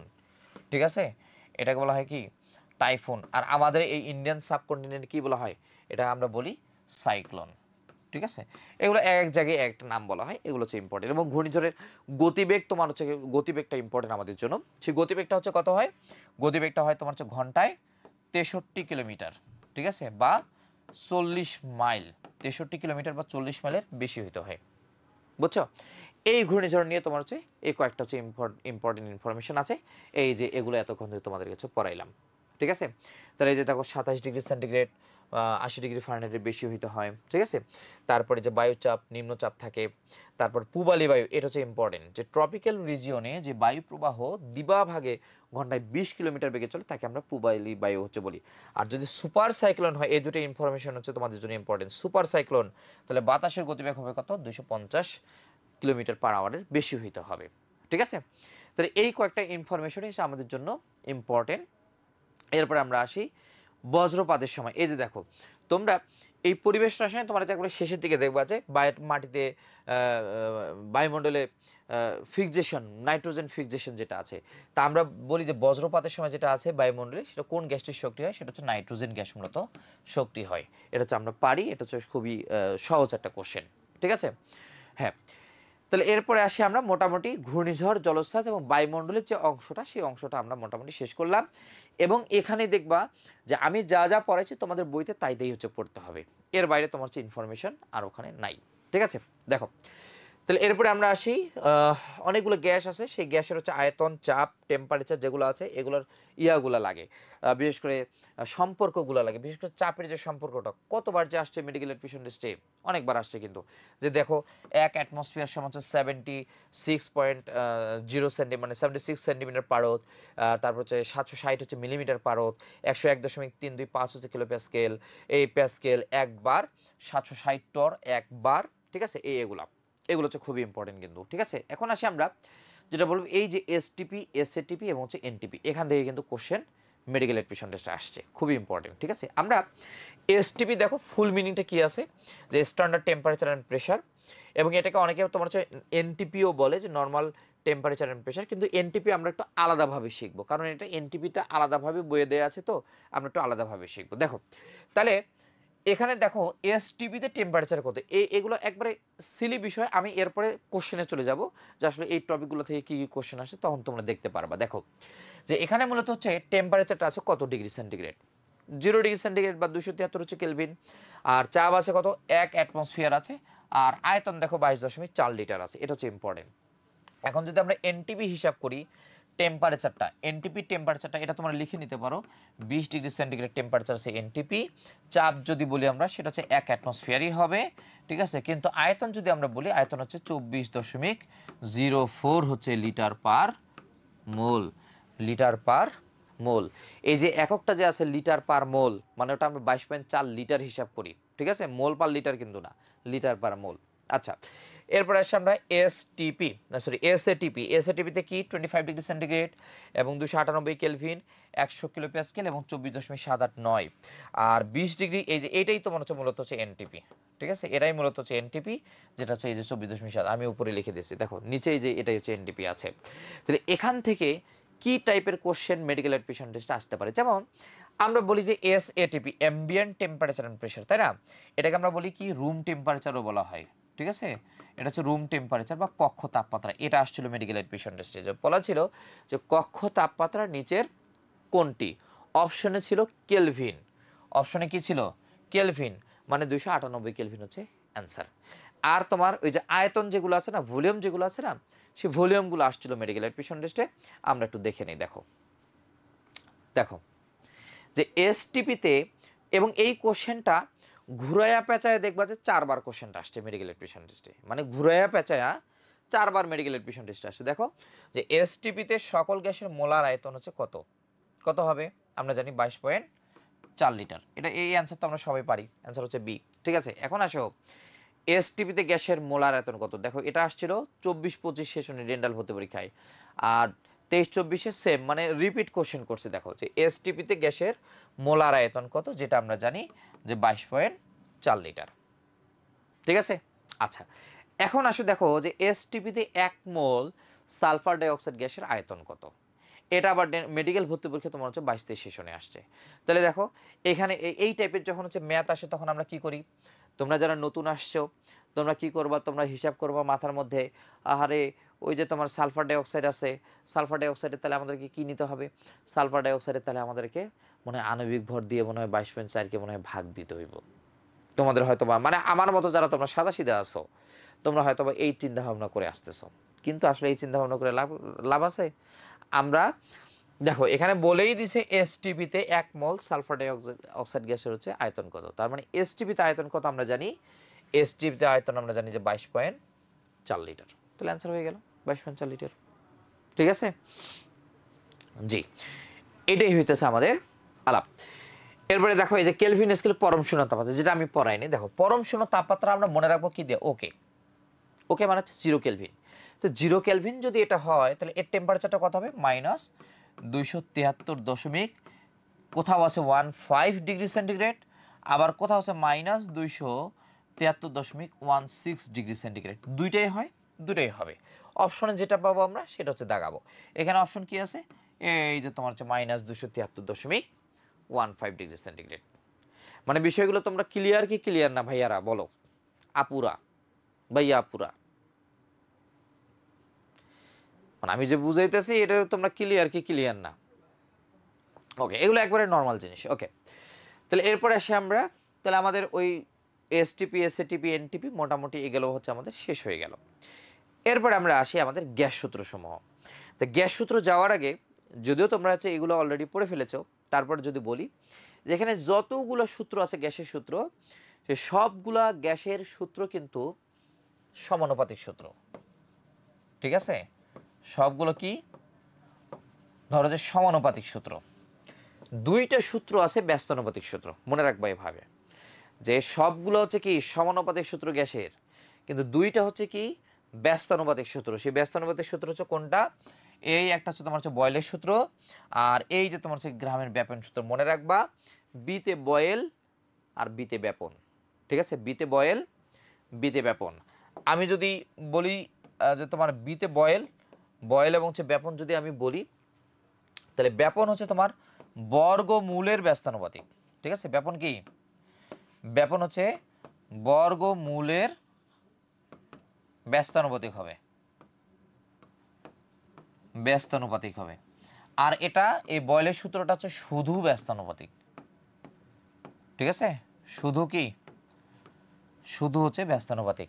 তাহলে এই গেল। আর বাকি যত সূত্র আছে এখানে সবগুলো তোমার হচ্ছে সমানুপাতিক সূত্র। চার্লসের সূত্র, গেলুসাকের চাপের সূত্র, অ্যাভোগাড্রোর সূত্র, ডাল্টনের আংশিক চাপ সূত্র, এগুলো সবগুলো হচ্ছে কি সমানুপাতিক সূত্র। তাহলে আমরা একটু একটা একটা করে চলে আসি যে আমাদের যে এখানে বয়েলের সূত্র আছে সেই বয়েলের সূত্র দেখো। বয়েলের সূত্র মোটামুটি গ্যাসের যে সূত্র আছে আমরা এগুলো তো পারি, এবং তোমাদের সিকিউ কোশ্চেন যখন আসবে, সিকিউতে তোমার হচ্ছে 1 নাম্বার কোশ্চেন, 2 নাম্বার কোশ্চেন, এই যে এখান থেকে তোমার 1 নাম্বার 2 নাম্বার কোশ্চেন শুরু হয়ে গেল। আমি যদি তোমাদেরকে একটু দেখাই, এই যে দেখো, এই দেখো কী ধরনের কী টাইপের তোমার হচ্ছে সিকিউ জ্ঞানমূলক কোশ্চেন আসছে। দেখো এই যে চার্লসের সূত্রটি বিবৃতি করো। তো চার্লসের সূত্র এই যে রাজশাহী বোর্ডে তোমার আসছে 21 সালে। তো চার্লসের সূত্র যে বিবৃতি করবো, তাই এটা আমরা পারি না। যে চার্লসের সূত্র আমরা কি বললাম, যে চার্লসের সূত্র বললাম যে এটা হচ্ছে একটা সমানুপাতিক সূত্র। তাহলে সমানুপাতিক সূত্র কি হবে, আমরা যদি এখানে একটু ধরো যে বয়েলের সূত্রটা হিসাব করি, যে বয়েলের সূত্রটা বিবৃতি, বিবৃতি বললাম কি ব্যস্তানুপাতিক, ব্যস্তানুপাতিক বিবৃতি যেহেতু বয়েল, তার মানে টেম্পারেচার স্থির থাকবে। টেম্পারেচার যদি স্থির থাকে তাহলে হচ্ছে ভি সমানুপাতিক কি হইব, সরি ভি ব্যস্তানুপাতিক কি 1/p, তাই না? তাহলে এটা সমান সমান কি, তো এইটাকে যদি আমরা সূত্রে কনভার্ট করি তাহলে কি হবে, P1V1 = P2V2। তাহলে এটা তো হয়ে গেল। তাহলে আমাদের হচ্ছে বিবৃতি দিয়ে আমরা গাণিতিক রূপটা হচ্ছে দিলাম, এবং এই গাণিতিক রূপ কিন্তু মেডিকেল এডমিশন টেস্টে তোমার হচ্ছে আবার আসে। গাণিতিক রূপ যেটা আছে সেই গাণিতিক রূপটা হচ্ছে তোমার কি আসে, মেডিকেল এডমিশন টেস্টে কিন্তু আসে। বুঝছেন তো বিষয়টা? এখন আসো এর যে লেখচিত্র আছে, এই যে বয়েলের সূত্রের যে লেখচিত্র আছে, সেই লেখচিত্র আবার মেডিকেল এডমিশন টেস্টে আসে। সেটা কি, যে বয়েলের সূত্রে যে লেখচিত্র, সেই লেখচিত্রের নাম কি, নামটা হচ্ছে সমষ্ণলেখ বা আইসোথার্মাল। ঠিক আছে, সমষ্ণলেখ বা আইসোথার্মাল। তাহলে এইটা আবার প্রশ্ন এভাবেও আসে যে ভি বনাম হচ্ছে পি, যে লেখচিত্র অধিবৃত্ত বা হাইপারবোলা এটা আছে, যেটা আমরা পারি পি, ভি বনাম হচ্ছে 1/p আছে, লেখচিত্র মূল বিন্দুগামী সরলরেখা আছে, আর এক্স অক্ষের সমান্তরাল, এই তিনটাও আবার হচ্ছে মাঝে মধ্যে তোমাদের হচ্ছে ইয়াতে দিয়ে দেয়। তবে মেইন ইম্পর্টেন্ট যেটা হচ্ছে আইসোথার্মাল, এটাকে আবার আমরা বলি সমতাপ লেখ। ঠিক আছে, এটাকে বলা হয় সমতাপ, সমষ্ণ অথবা আইসোথার্মাল হচ্ছে লেখ। তাহলে দেখো তো বয়েলের সূত্রের বিবৃতি আমাদের যদি এখানে ইয়া আসে, সিকিউতে যদি আসে চার্লসের সূত্রটি বিবৃত করো, ব্যাপনের সংজ্ঞা দাও, গ্রামের গ্যাস ব্যাপন সূত্রটি লিখো, মোল ভগ্নাংশ, আর সন্ধি তাপমাত্রা, এগুলো আমরা একটু পরে পড়বো। এই যে দেখো এসটিপি, এই যে বলা আছে যে এসটিপি কাকে বলে। ঠিক আছে, আবার ধরো যে তোমার হচ্ছে আংশিক চাপ কাকে বলে। তো এই জিনিসগুলোই তো আমরা এখানে হচ্ছে পড়তেছি, এবং এই জিনিসগুলো দিয়েই কিন্তু তোমরা দেখবা যে প্রিপারেশনটা নিচ্ছ। হ্যাঁ, এই যে বয়েল তাপমাত্রা হচ্ছে কাকে বলে, অ্যামাগার আদর্শ গ্যাস কাকে বলে, তো এগুলো আমরা একটু পরে হচ্ছে পড়বো। হ্যাঁ, তাহলে দেখো আমরা এক এক করে চলে যাই। তাহলে বয়েলের সূত্রটা গেল, এটা হচ্ছে ব্যস্তানুপাতিক একটা সূত্র, যদি সমীকরণ আমাদের আসে সেই সমীকরণটা হচ্ছে P1 V1 equal to P2 V2 আসবে, লেখচিত্র আসবে কোনটা, সেটা হচ্ছে আইসোথার্মাল লেক বা সমষ্ণ লেক, তাই না? গেল। এবার আসি, এটা দিয়ে আমরা কি ম্যাথ করতে পারবো না? ম্যাথ কিন্তু আসে। এবং এই যে সূত্রগুলো আছে সেই সূত্রগুলোর কি কি পড়বো আমরা? প্রথমে পড়বো হচ্ছে বিবৃতি, যেটা আমাদের জন্য ইম্পর্টেন্ট। 2 নম্বর পড়বো আমরা হচ্ছে সমীকরণ বা গাণিতিক যে রূপ যেটা আছে সেই গাণিতিক রূপ হচ্ছে সমীকরণ। 3 নম্বর পড়বো হচ্ছে আপনার লেখচিত্র, সেই লেখচিত্রের যে নাম, সেই লেখচিত্রের নাম। আর 4 নম্বর যেটা পড়বো সেটা হচ্ছে আমরা ম্যাথ করব, ঠিক আছে? ম্যাথ করব। তাহলে এই যে দেখো, এই যে ম্যাথ আসছে মেডিকেল এবং ডেন্টাল ভর্তি পরীক্ষায়। তাহলে দেখো বলছে যে স্থির তাপমাত্রায় কোনো গ্যাসের চাপ আয়তনের পরিবর্তন নিচের হচ্ছে কোনটি হবে? তাহলে কোনটা হবে বলো তো? আইসোথার্মাল, আইসোক্রনিক, আইসোবেরিক আর হচ্ছে অ্যাডায়াবেটিক। তাহলে কি হবে অ্যান্সার? আমরা জানি সেটা হচ্ছে হবে আইসোথার্মাল, কারণ একটু আগে আমরা পড়লাম সমষ্ণ আইসোথার্মাল বা এই তো। সুন্দর। তাহলে এই যে এটা দিয়ে ম্যাথ আমরা করতে পারবো না? বয়েলের সূত্র দিয়ে ম্যাথ দেখো 13-14 সালে আসছিল। বয়েলের সূত্রে দেখো তাপমাত্রা স্থির আছে, তাহলে এখানে 20 ডিগ্রি, এখানে 20 ডিগ্রি তাপমাত্রা স্থির আছে। তাহলে কি কি দিছে? এই যে P1 V1 ইকুয়াল টু আমরা কি জানি P2 V2। তাহলে P1 কি আছে? এই যে তোমার হচ্ছে 80, তাহলে P1 হচ্ছে 80 ইন্টু V1, V1 কত আছে? আয়তন এই যে 0.25, আর P2 কত আছে? P2 কি চাইছে না? P2 হচ্ছে বের করতে হবে। তাহলে V2 কত দেওয়া আছে? 0.50 ইন্টু হচ্ছে P2 সাপোজ। তাহলে এটা যদি এ পাশে চলে আসে তাহলে কি করবো আমরা? 0.25 বাই হচ্ছে 0.50 ইকুয়াল টু হচ্ছে P2, তাই না? তাহলে এখন দেখো এই যে এখানে পয়েন্ট যারা আমরা তুলতে পারি না, হাতে হাতে হচ্ছে আমরা ম্যাথ করব। কিভাবে হাতে হাতে ম্যাথ করব? ধরো হচ্ছে এই যে পয়েন্টটা তুলে দেব, তো উপরে যদি আমরা পয়েন্ট তুলে দিই তাহলে নিচে কি করি আমরা? নিচে গুণ দিয়ে দেই, পয়েন্টের জন্য একটা 1 আর যে কটা সংখ্যা আছে সে কটা হচ্ছে 0 হয়ে গেল। আবার নিচের পয়েন্ট তুলবো, তাহলে উপরে হচ্ছে পয়েন্টের জন্য একটা 1 আর দুইটা 0 আছে, তাহলে হচ্ছে দুটো 0 দিয়ে দিলাম। এই 100 এমনিই কাটা দিলাম। এখানে 25 থাকলো, এখানে 50 থাকলো, তাহলে 25 দুগুণে কত হবে? 50। আবার এখানে তোমার হচ্ছে 2 দিয়ে তোমার 80কে কাটা দিতে 40 হবে। তাহলে এই যে তোমার অ্যান্সার হবে কত? 40 কিলো প্যাসকেল। তো এই ম্যাথটা কি আমরা পারবো না? বলো। হ্যাঁ, তোমরা অনেকেই হচ্ছে অ্যান্সার বলে দিচ্ছ, খুবই সুন্দর হচ্ছে। তাহলে দেখো এই ম্যাথটা কি আমরা পারবো না? হ্যাঁ, এই তো তোমরা অনেকে হচ্ছে মানে ম্যাথ করে করে ফেলতেছো। তাহলে সুন্দর। তাহলে এই হচ্ছে আমাদের বয়েলের সূত্রের হচ্ছে যে মানে ঘষা মাজা, সে বয়েলের সূত্রের ঘষা মাজা। এবার আমরা একটু আসি চার্লসের সূত্রতে। দেখো চার্লসের সূত্র আমরা কি জানি? যে সমানুপাতের সূত্র এটা। তার সমানুপাতের যেহেতু চার্লস মানে চাপ স্থির থাকবে, এই যে স্থির চাপ থাকবে, তাহলে কার মধ্যে হবে? এই যে সমীকরণটা হচ্ছে কি V1/T1 ইকুয়াল টু V2/T2। তাহলে V1/T1 ইকুয়াল টু V2/T2 এর লেখচিত্রটা হচ্ছে কি হবে? হ্যাঁ, এর লেখচিত্রটা কি হবে? দেখো যে আইসোবার বা সমচাপ লেখ, যেহেতু বয়েলের সূত্রের লেখচিত্র আসছে তার মানে চার্লসের সূত্রের লেখচিত্রটা হচ্ছে ইম্পর্টেন্ট, তাই না? এবং এইটা দিয়ে তোমার হচ্ছে ম্যাথ করতে হবে। তাহলে দেখো যে আমরা চার্লসের সূত্রের বিবৃতি পড়তেছি, সমীকরণ পড়তেছি, লেখচিত্র পড়তেছি এবং দেখো এবং এবং দেখো এই যে ম্যাথ চলে আসছে। তাহলে ম্যাথটা আমরা পারবো না? বলো ম্যাথটা আমরা পারবো কিনা? তাহলে আমরা একটু করে ফেলি ম্যাথটা। আমরা কি জানি? আমাদের সূত্র V1/T1 ইকুয়াল টু V2/T2, তাই নয় কি? তো যদি এই সমীকরণ হয় তাহলে কি আছে? 27 ডিগ্রি সেন্টিগ্রেড টেম্পারেচার, 300 ml হচ্ছে V1, তাহলে T1 হচ্ছে কত? 27 ডিগ্রি। তাহলে 27কে যদি আমরা করে ফেলি, কেলভিনে নিয়ে যাই, তাহলে কেলভিনে নিয়ে গেলে কত হবে? 27কে 27, তার হচ্ছে 300 কেলভিন হয়ে যাবে এখানে, তাই না? 300 কেলভিন হবে। 300 ml আছে, এখানে আছে 7 ডিগ্রি, ঠিক আছে? এখানে কত আছে?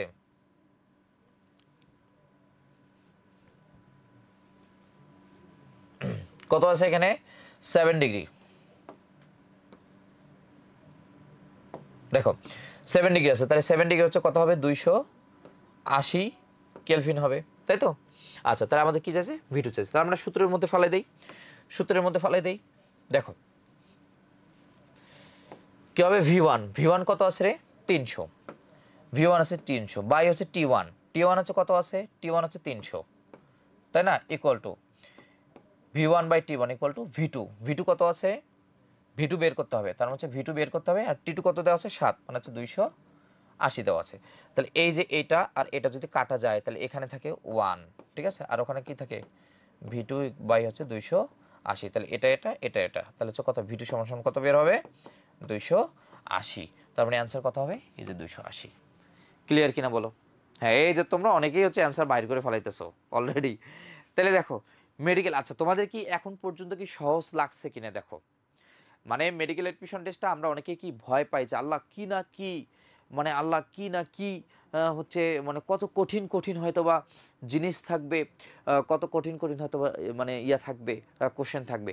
তাহলে দেখো তো আমরা সাথে সাথে হচ্ছে করে ফেলতেছি, সহজ লাগতেছে কিনা বলো। এই টাইপের হচ্ছে কোশ্চেনই দেখবা যে মেডিকেল এডমিশন টেস্টে আসছে, ঠিক আছে। তাহলে দেখো আমরা আর একটু সামনের দিকে আগাই, এবারে সামনে পড়বো কোনটা, চাপের সূত্র, গেলুসাকের চাপের সূত্র। তাহলে দেখো গেলুসাকের যে চাপের সূত্র আছে সেটা হচ্ছে আমরা কি জানি, এবং এটা ফিজিক্সে তোমাদের আছে না, ওই যে ফিজিক্সের চ্যাপ্টার 10 আদর্শ গ্যাস ও গ্যাসের গতিতত্ত্ব আছে না, সেই ওখানেও 6 সেম আছে। তো ওখানে চাপের সূত্র গেলুসাকের চাপের সূত্র, ওখানে বলা আছে এটাকে রেনোর চাপের সূত্র, ঠিক আছে। ওখানে কি বলা আছে, রেনোর হচ্ছে চাপের সূত্র। তো রেনোর চাপের সূত্র আবার ওখানে আরেকটা নাম আছে, এই কেমিস্ট্রিতে আরেকটা নাম আছে যে এমন এমন টনের সূত্র, ঠিক আছে। কি বলা হয়, এমন টনের সূত্র বলা হয়, বুঝছো কিনা। হ্যাঁ, তাহলে দেখো যে চাপের সূত্র বা গেলুসাকের সূত্র সেটাকে রেনোর চাপের সূত্র বলি আমরা, অথবা এমন টনের চাপের সূত্র হচ্ছে আমরা এখানে বলতেছি। ওকে, তাহলে দেখো, তাহলে আমরা কি বললাম, এটাও তো আমার সমানুপাতিক সূত্র ছিল, তাই না। তার মানে চাপের সূত্র স্থির কোনটা, আয়তন, তাহলে হবে P1/T1 equal to P2/T2, P1/T1 equal to, ঠিক আছে, হ্যাঁ, P1/T1 ইকুয়াল টু P2/T2, তাহলে সমীকরণ গেল। এরপর আমরা হচ্ছে লেখচিত্র, এখানে সম আয়তনীয় লেখচিত্র বলে এবং এটাকে আইসোকোর বলা হয়, ঠিক আছে, আইসোকোর বা সমায়তনীয়। তাহলে বিবৃতি পড়লাম, সমীকরণ পড়লাম, লেখচিত্র পড়লাম, তাহলে বাকি আছে কি, ম্যাথ। তাহলে সেই ম্যাথ এই এই এই যে ইয়ার থেকে, মানে এই চাপের সূত্র থেকে ম্যাথ এখনো পর্যন্ত আসে নাই।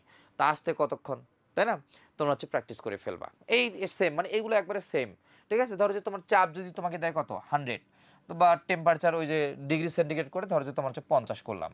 আবার তোমার হচ্ছে ধরো ধরো যে তোমার P2 ধরো যে দিল 100 ধরলাম, আর T2 কত, T2 ধরো যে ধরলাম এখানেও 50, 100 100 50 50 সাপোজ, মানে একটা নর্মাল হিসাব। তাহলে সরি, তুমি ধরো যে তোমার T2 বের করতে বলছে, যে তোমার হচ্ছে T2 ধরো হচ্ছে কত, ঠিক আছে। তাহলে এই 100 কাটা তাহলে কত হবে, ওই T2 সমান সমান কত হবে, 50 হবে। তো এইগুলো মানে এই টাইপের কোশ্চেন হচ্ছে তোমার হচ্ছে সহজ থাকবে ইনশাল্লাহ। তোমরা কি কি কি বলবো, মানে সহজ আছে আর কি, সোজা আলাপ, ঠিক আছে। হ্যাঁ, তাহলে এবার আসি আমরা অ্যাভোগাড্রোর সূত্র। অ্যাভোগাড্রোর সূত্র আমরা কি জানি যে ভি সমানুপাতিক তোমার হচ্ছে এন, এটা হচ্ছে আমাদের অ্যাভোগাড্রোর সূত্র, এটাও সমানুপাতিক সূত্র। এখন ছোট্ট ছোট্ট ছোট্ট ছোট্ট মানে ইয়া আসে আর কি, মানে ছোট্ট ছোট ধরো যে ম্যাথ টাইপের আসে, সেই জিনিসগুলো তোমাদেরকে একটু মানে বুঝাই দেয়, তাহলে তোমাদের হচ্ছে সুবিধা হবে। প্রথম কথা, তোমরা আমাকে বলো, দেখো এই যে এসটিপি যেন কথাটা লেখা আছে যে এসটিপিতে এক মোল অণু, পরমাণু, আয়ন, ইলেকট্রন, এই যে এসটিপিতে এক মোল অণু, পরমাণু, আয়ন, ইলেকট্রন সমান সমান আমরা কি জানি 22.4 লিটার জানি, এবং এক মোল সমান সমান কিন্তু আমরা কত সংখ্যক জানি বলো তো, এক মোল সংখ্যক আমরা কত সংখ্যক জানি এটা বলো। তাহলে এক মোল সংখ্যক মানে কি, এক মোল সংখ্যক মানে কি, সংখ্যক মানে হচ্ছে এই যে তোমার অ্যাভোগাড্রোর যে সংখ্যাটা, সেই সংখ্যাটাই তো আমরা জানি যে এক মোল সংখ্যক।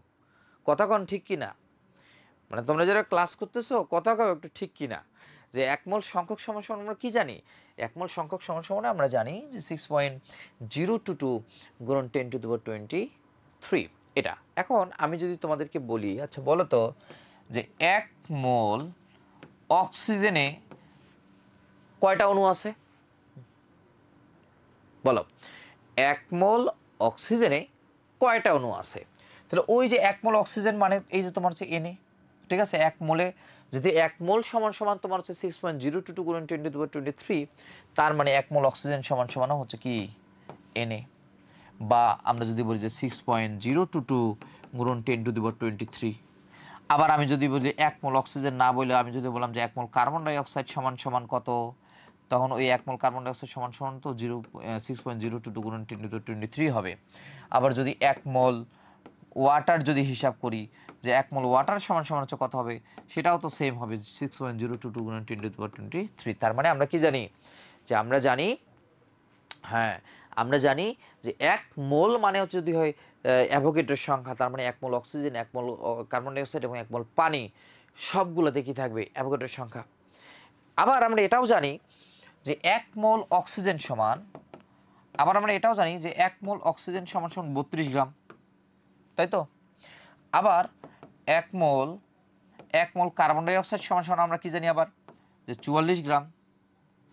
আবার আমরা জানি যে 1 মোল ওয়াটার সমান সমান কত, 1 মোল ওয়াটার সমান সমান কত, আমরা জানি যে 18 গ্রাম। কথা কোন ঠিক কিনা, কথা কোন আপারা ভাইয়েরা?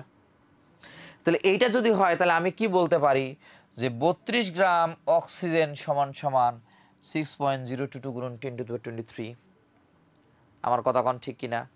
তাহলে 44 গ্রাম কার্বন ডাই অক্সাইড সমান সমান আমি বলতে পারবো যে 6.022 গুণন 10⁻23। 18 গ্রাম পানি সমান সমান আমি বলতে পারবো 6.022 গুণন 10⁻23। এটা একবারে নর্মাল, সেম ফর অল, তাই না? তাই না? এখন তাহলে কোশ্চেন তোমাকে কিভাবে দেবে, এবার আসি কোশ্চেনে। তাহলে এই জিনিসটা যদি তোমরা বুঝে থাকো, এই জিনিসটা যদি তোমরা যদি মানে ক্লিয়ার যদি থাকো, তাহলে এবার আসো আমরা হচ্ছে কোশ্চেন অঙ্ক করি। অঙ্কটা হচ্ছে ধরো তোমাকে দিল যে 16 গ্রাম অক্সিজেনে কি পরিমাণ অণু আছে। ধরো যে কি পরিমাণ অণু আছে, তাহলে কও এটার অ্যান্সার কি হবে? 16 গ্রাম অক্সিজেনে কি পরিমাণ হচ্ছে অণু আছে, বলো, তোমরা কমেন্ট করো।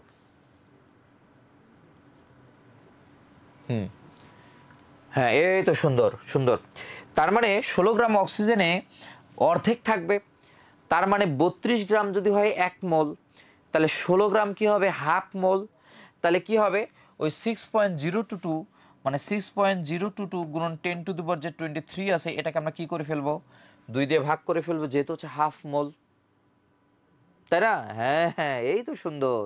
তার মানে হাফ মোল করে, তাহলে এটা হাফ করবো। এখন যদি আমরা হাফ করি তাহলে কি হবে, এখন আমরা কিন্তু এখানেও কিন্তু অনেক সাদাসিধা আছি, মানে আমরা এখানেও যে সাদাসিধা আছি এটা আমরা জানি। কিভাবে জানি দেখো, ওই সাদাসিধা কি করবে, এই 2 দিয়া 6কে তোমার হচ্ছে মানে এটাকে তো ভাগ করবে, আবার 2 দিয়া তোমার 10⁻23কেও হচ্ছে ভাগ করতে চাইবে। ওই সাদাসিধা এমন সাদাসিধা আছে, তো এত সাদাসিধা আমাদের হওয়া যাবে না, কি করতে হবে এটা ভাগ দিতে হবে। তাহলে আমরা কি জানি 3.011, এটা যদি আমরা ভাগ দিই 3.011 ইন্টু 10⁻, কত হবে 23 হবে।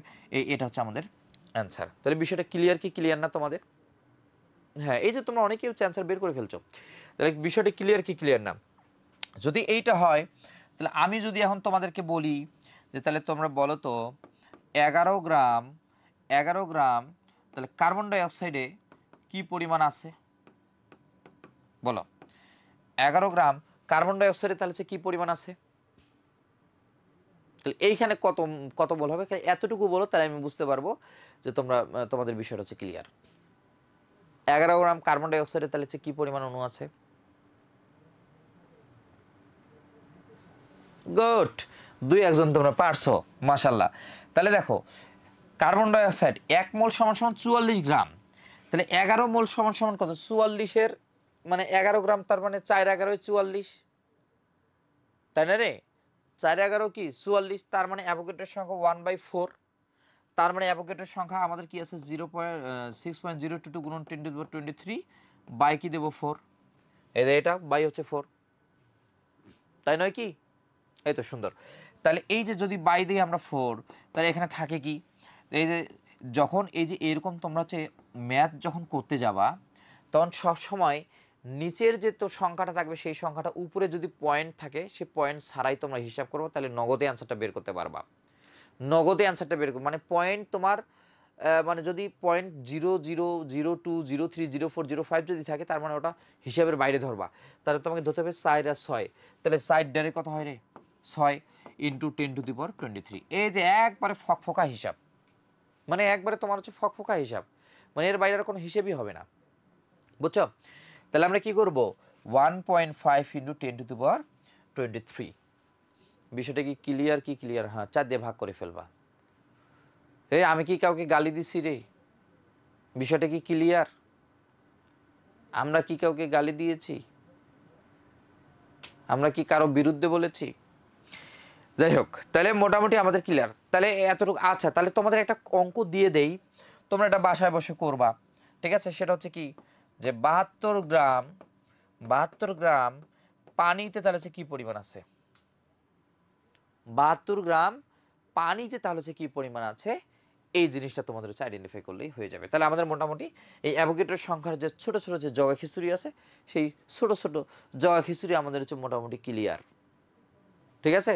ছোট ছোট জগা খিচুড়ি আমাদের হচ্ছে মোটামুটি ক্লিয়ার। তাহলে এখন আসো এই যে মেডিকেল অ্যাডমিশন টেস্টের কোশ্চেন। কও, এই যে তোমরা অনেকে কমেন্ট করতেছো না যে ভাইয়া আপনি এত ইজি ইজি জিনিস, এগুলো এত ইজি জিনিস, এই এডি যখন মেডিকেল অ্যাডমিশন টেস্টে যখন আইবা না, যখন মেডিকেল অ্যাডমিশন টেস্টে আইবা তখন এই এডি দেখে ধরো যে তোমার যে একটা ইয়া বলে না, ওই যে এক বেডির যে তোমার ইয়া ভাইরাল হয়েছিল যে ওই যে আ করে উঠলাম, তো এই ইজি জিনিস দেখে তোমরা কি করবা, ওই আ করে উঠবা তখন, ঠিক আছে? তখন মাথা খেলবো না, এই জন্য ইজি ইজি জিনিসগুলা ওই আ করার আগে দেখে নাও। বিষয়টা বোঝেন নাই? হ্যাঁ, তাহলে এখানে দেখো কি হবে অ্যান্সার। হ্যাঁ হ্যাঁ, তাহলে দেখো এনটিপিতে এখানে বলছে, এই যে লিটারটা দেখো কি বলছে যে এনটিপিতে 2.24, এনটিপিতে 2.24 লিটার গ্যাসে কতটি কার্বন ডাইঅক্সাইড মলিকুল হচ্ছে থাকে। তা আমরা একটু আগে বললাম তো যে যেখানে হচ্ছে 1 মোল যদি আমরা হিসাব করি তাহলে কত হবে। হ্যাঁ, যেহেতু এখানে 22.4 থাকার কথা, একটা আগায় আসছে, ওই অ্যাভোগাড্রোর সংখ্যা থেকেও একটা তোমার হচ্ছে আগায় আসবে। এটা হচ্ছে নর্মাল, মানে এর চেয়ে নর্মাল আর হয় না, বুঝছেন কিনা? হ্যাঁ, তোমরা অনেকেই অ্যান্সার করে ফেলছো যে অ্যান্সার হচ্ছে এ, তাহলে এটার অ্যান্সার হচ্ছে এটা হবে। দেখো মেডিকেল ভর্তি পরীক্ষা এটা আসছে, তাহলে আমি অ্যাভোগাড্রোর সূত্র দিয়েও মোটামুটি আসছে, ঠিক আছে? এইবার আসেন ডাল্টনের আংশিক চাপ সূত্র, ঠিক আছে?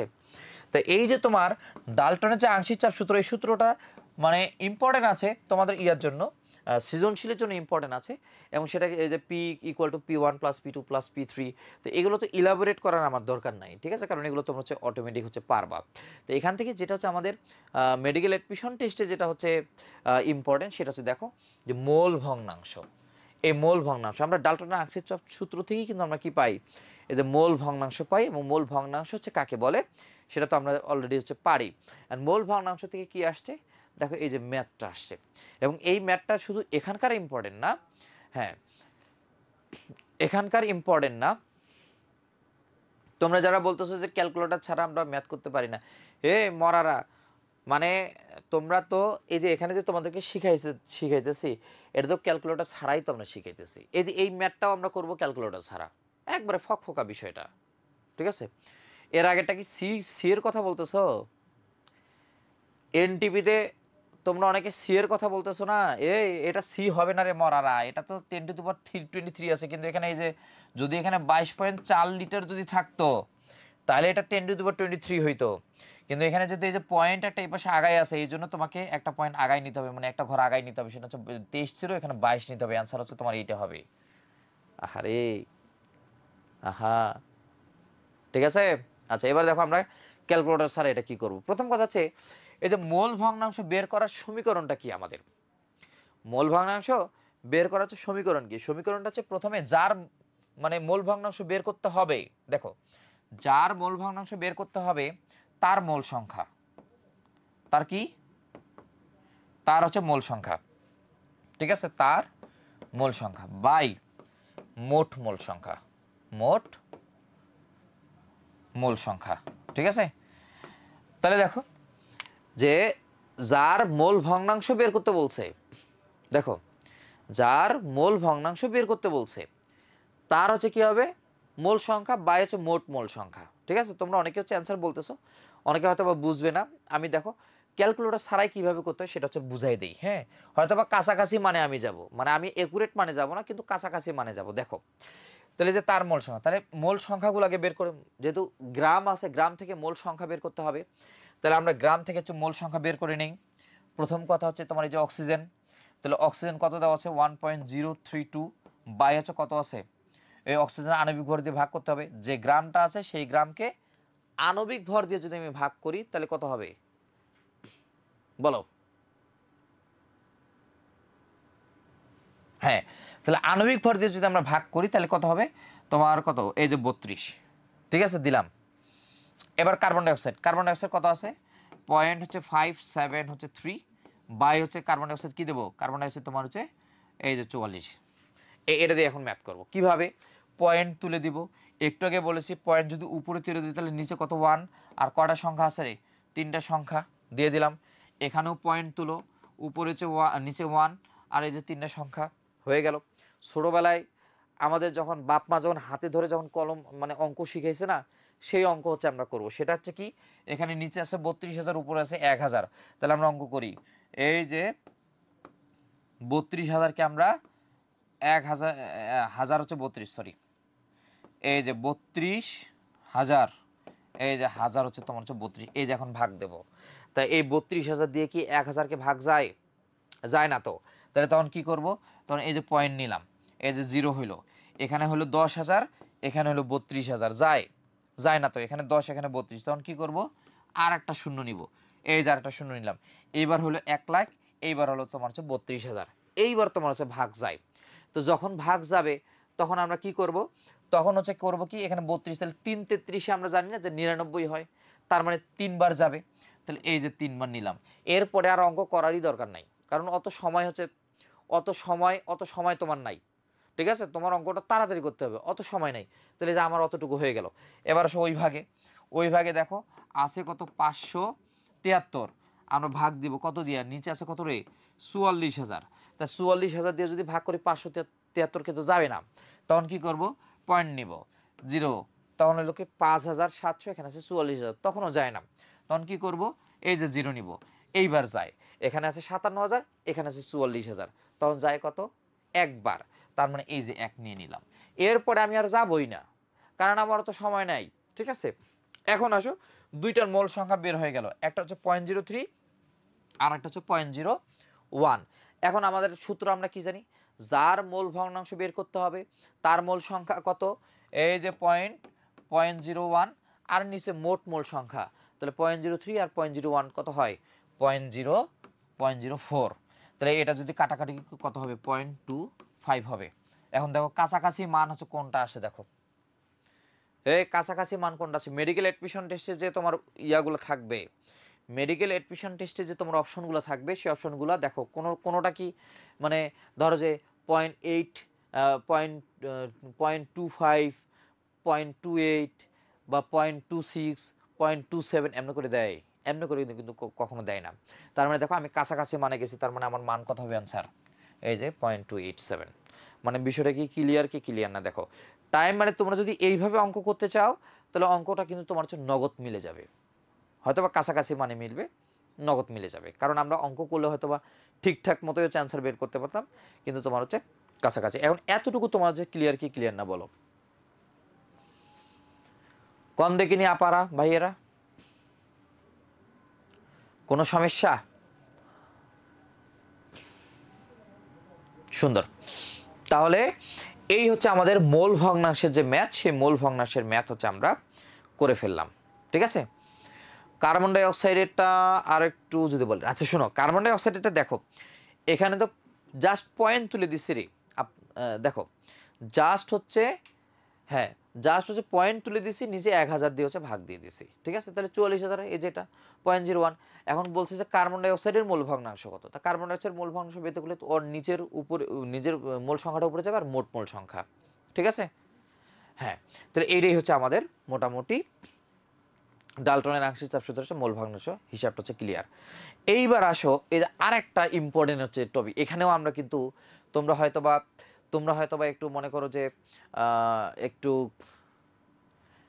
না মোল ভগ্নাংশে তো শর্টকাট নাই রে মানে এটা তো সহজ মানে তোমার দেখো তোমার সিস্টেম জানা থাকলে তার মানে তোমার অ্যান্সারটা ক্লিয়ার নগদ সিস্টেম জানা থাকলেই ক্লিয়ার কারণ আমি সিস্টেম যদি জানি খালি ধবাধব খালি করে ফেলবো কাছাকাছি অ্যান্সার হইলে মাইরে দেবো শেষ বুঝছো কি না হ্যাঁ এখানে দেখো এই যে বয়েল চার্চের সমন্বয় সূত্র প্রথম যে কোশ্চেনটা মেডিকেল অ্যাডমিশন টেস্টে আসছিল না প্রথম কোশ্চেনটা আসছিল যে বয়েল চার্চের সমন্বিত সূত্র কোনটা এই যে এতক্ষণ ধরে তোমাদেরকে যে সমীকরণগুলো পড়াচ্ছি না যে P1 V1 equal to P2 V2 V1/T1 equal to V2/T2 এই যে সমীকরণগুলো পড়াচ্ছি না এগুলো কেন পড়াইলাম কারণ এই জায়গায় দেখো এই সমীকরণটা মেডিকেল এডমিশন টেস্টে আসছিল যে বয়েল এবং চার্লসের সমন্বিত সূত্র হচ্ছে নিচের কোনটি।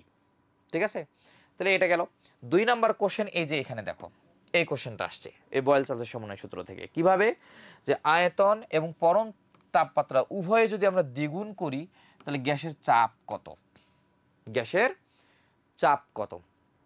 তাহলে দেখো গ্যাসের চাপ কত, আয়তন এবং পরম তাপমাত্রা। তাহলে আয়তন হচ্ছে দ্বিগুণ করছি, তার মানে আমরা কি সমীকরণ জানি, P1 V1 বাই হচ্ছে T1 এই সমীকরণ জানি। তাহলে আয়তন কি করছি, আয়তন হচ্ছে তোমার এবং পরম তাপমাত্রা দ্বিগুণ করছি, তার মানে নিচে হচ্ছে 2T1, T2 সমান সমান 2T1। আর আয়তন, আয়তন হচ্ছে V2 সমান সমান হচ্ছে 2V1, আর P2 তো P2 থাকলোই।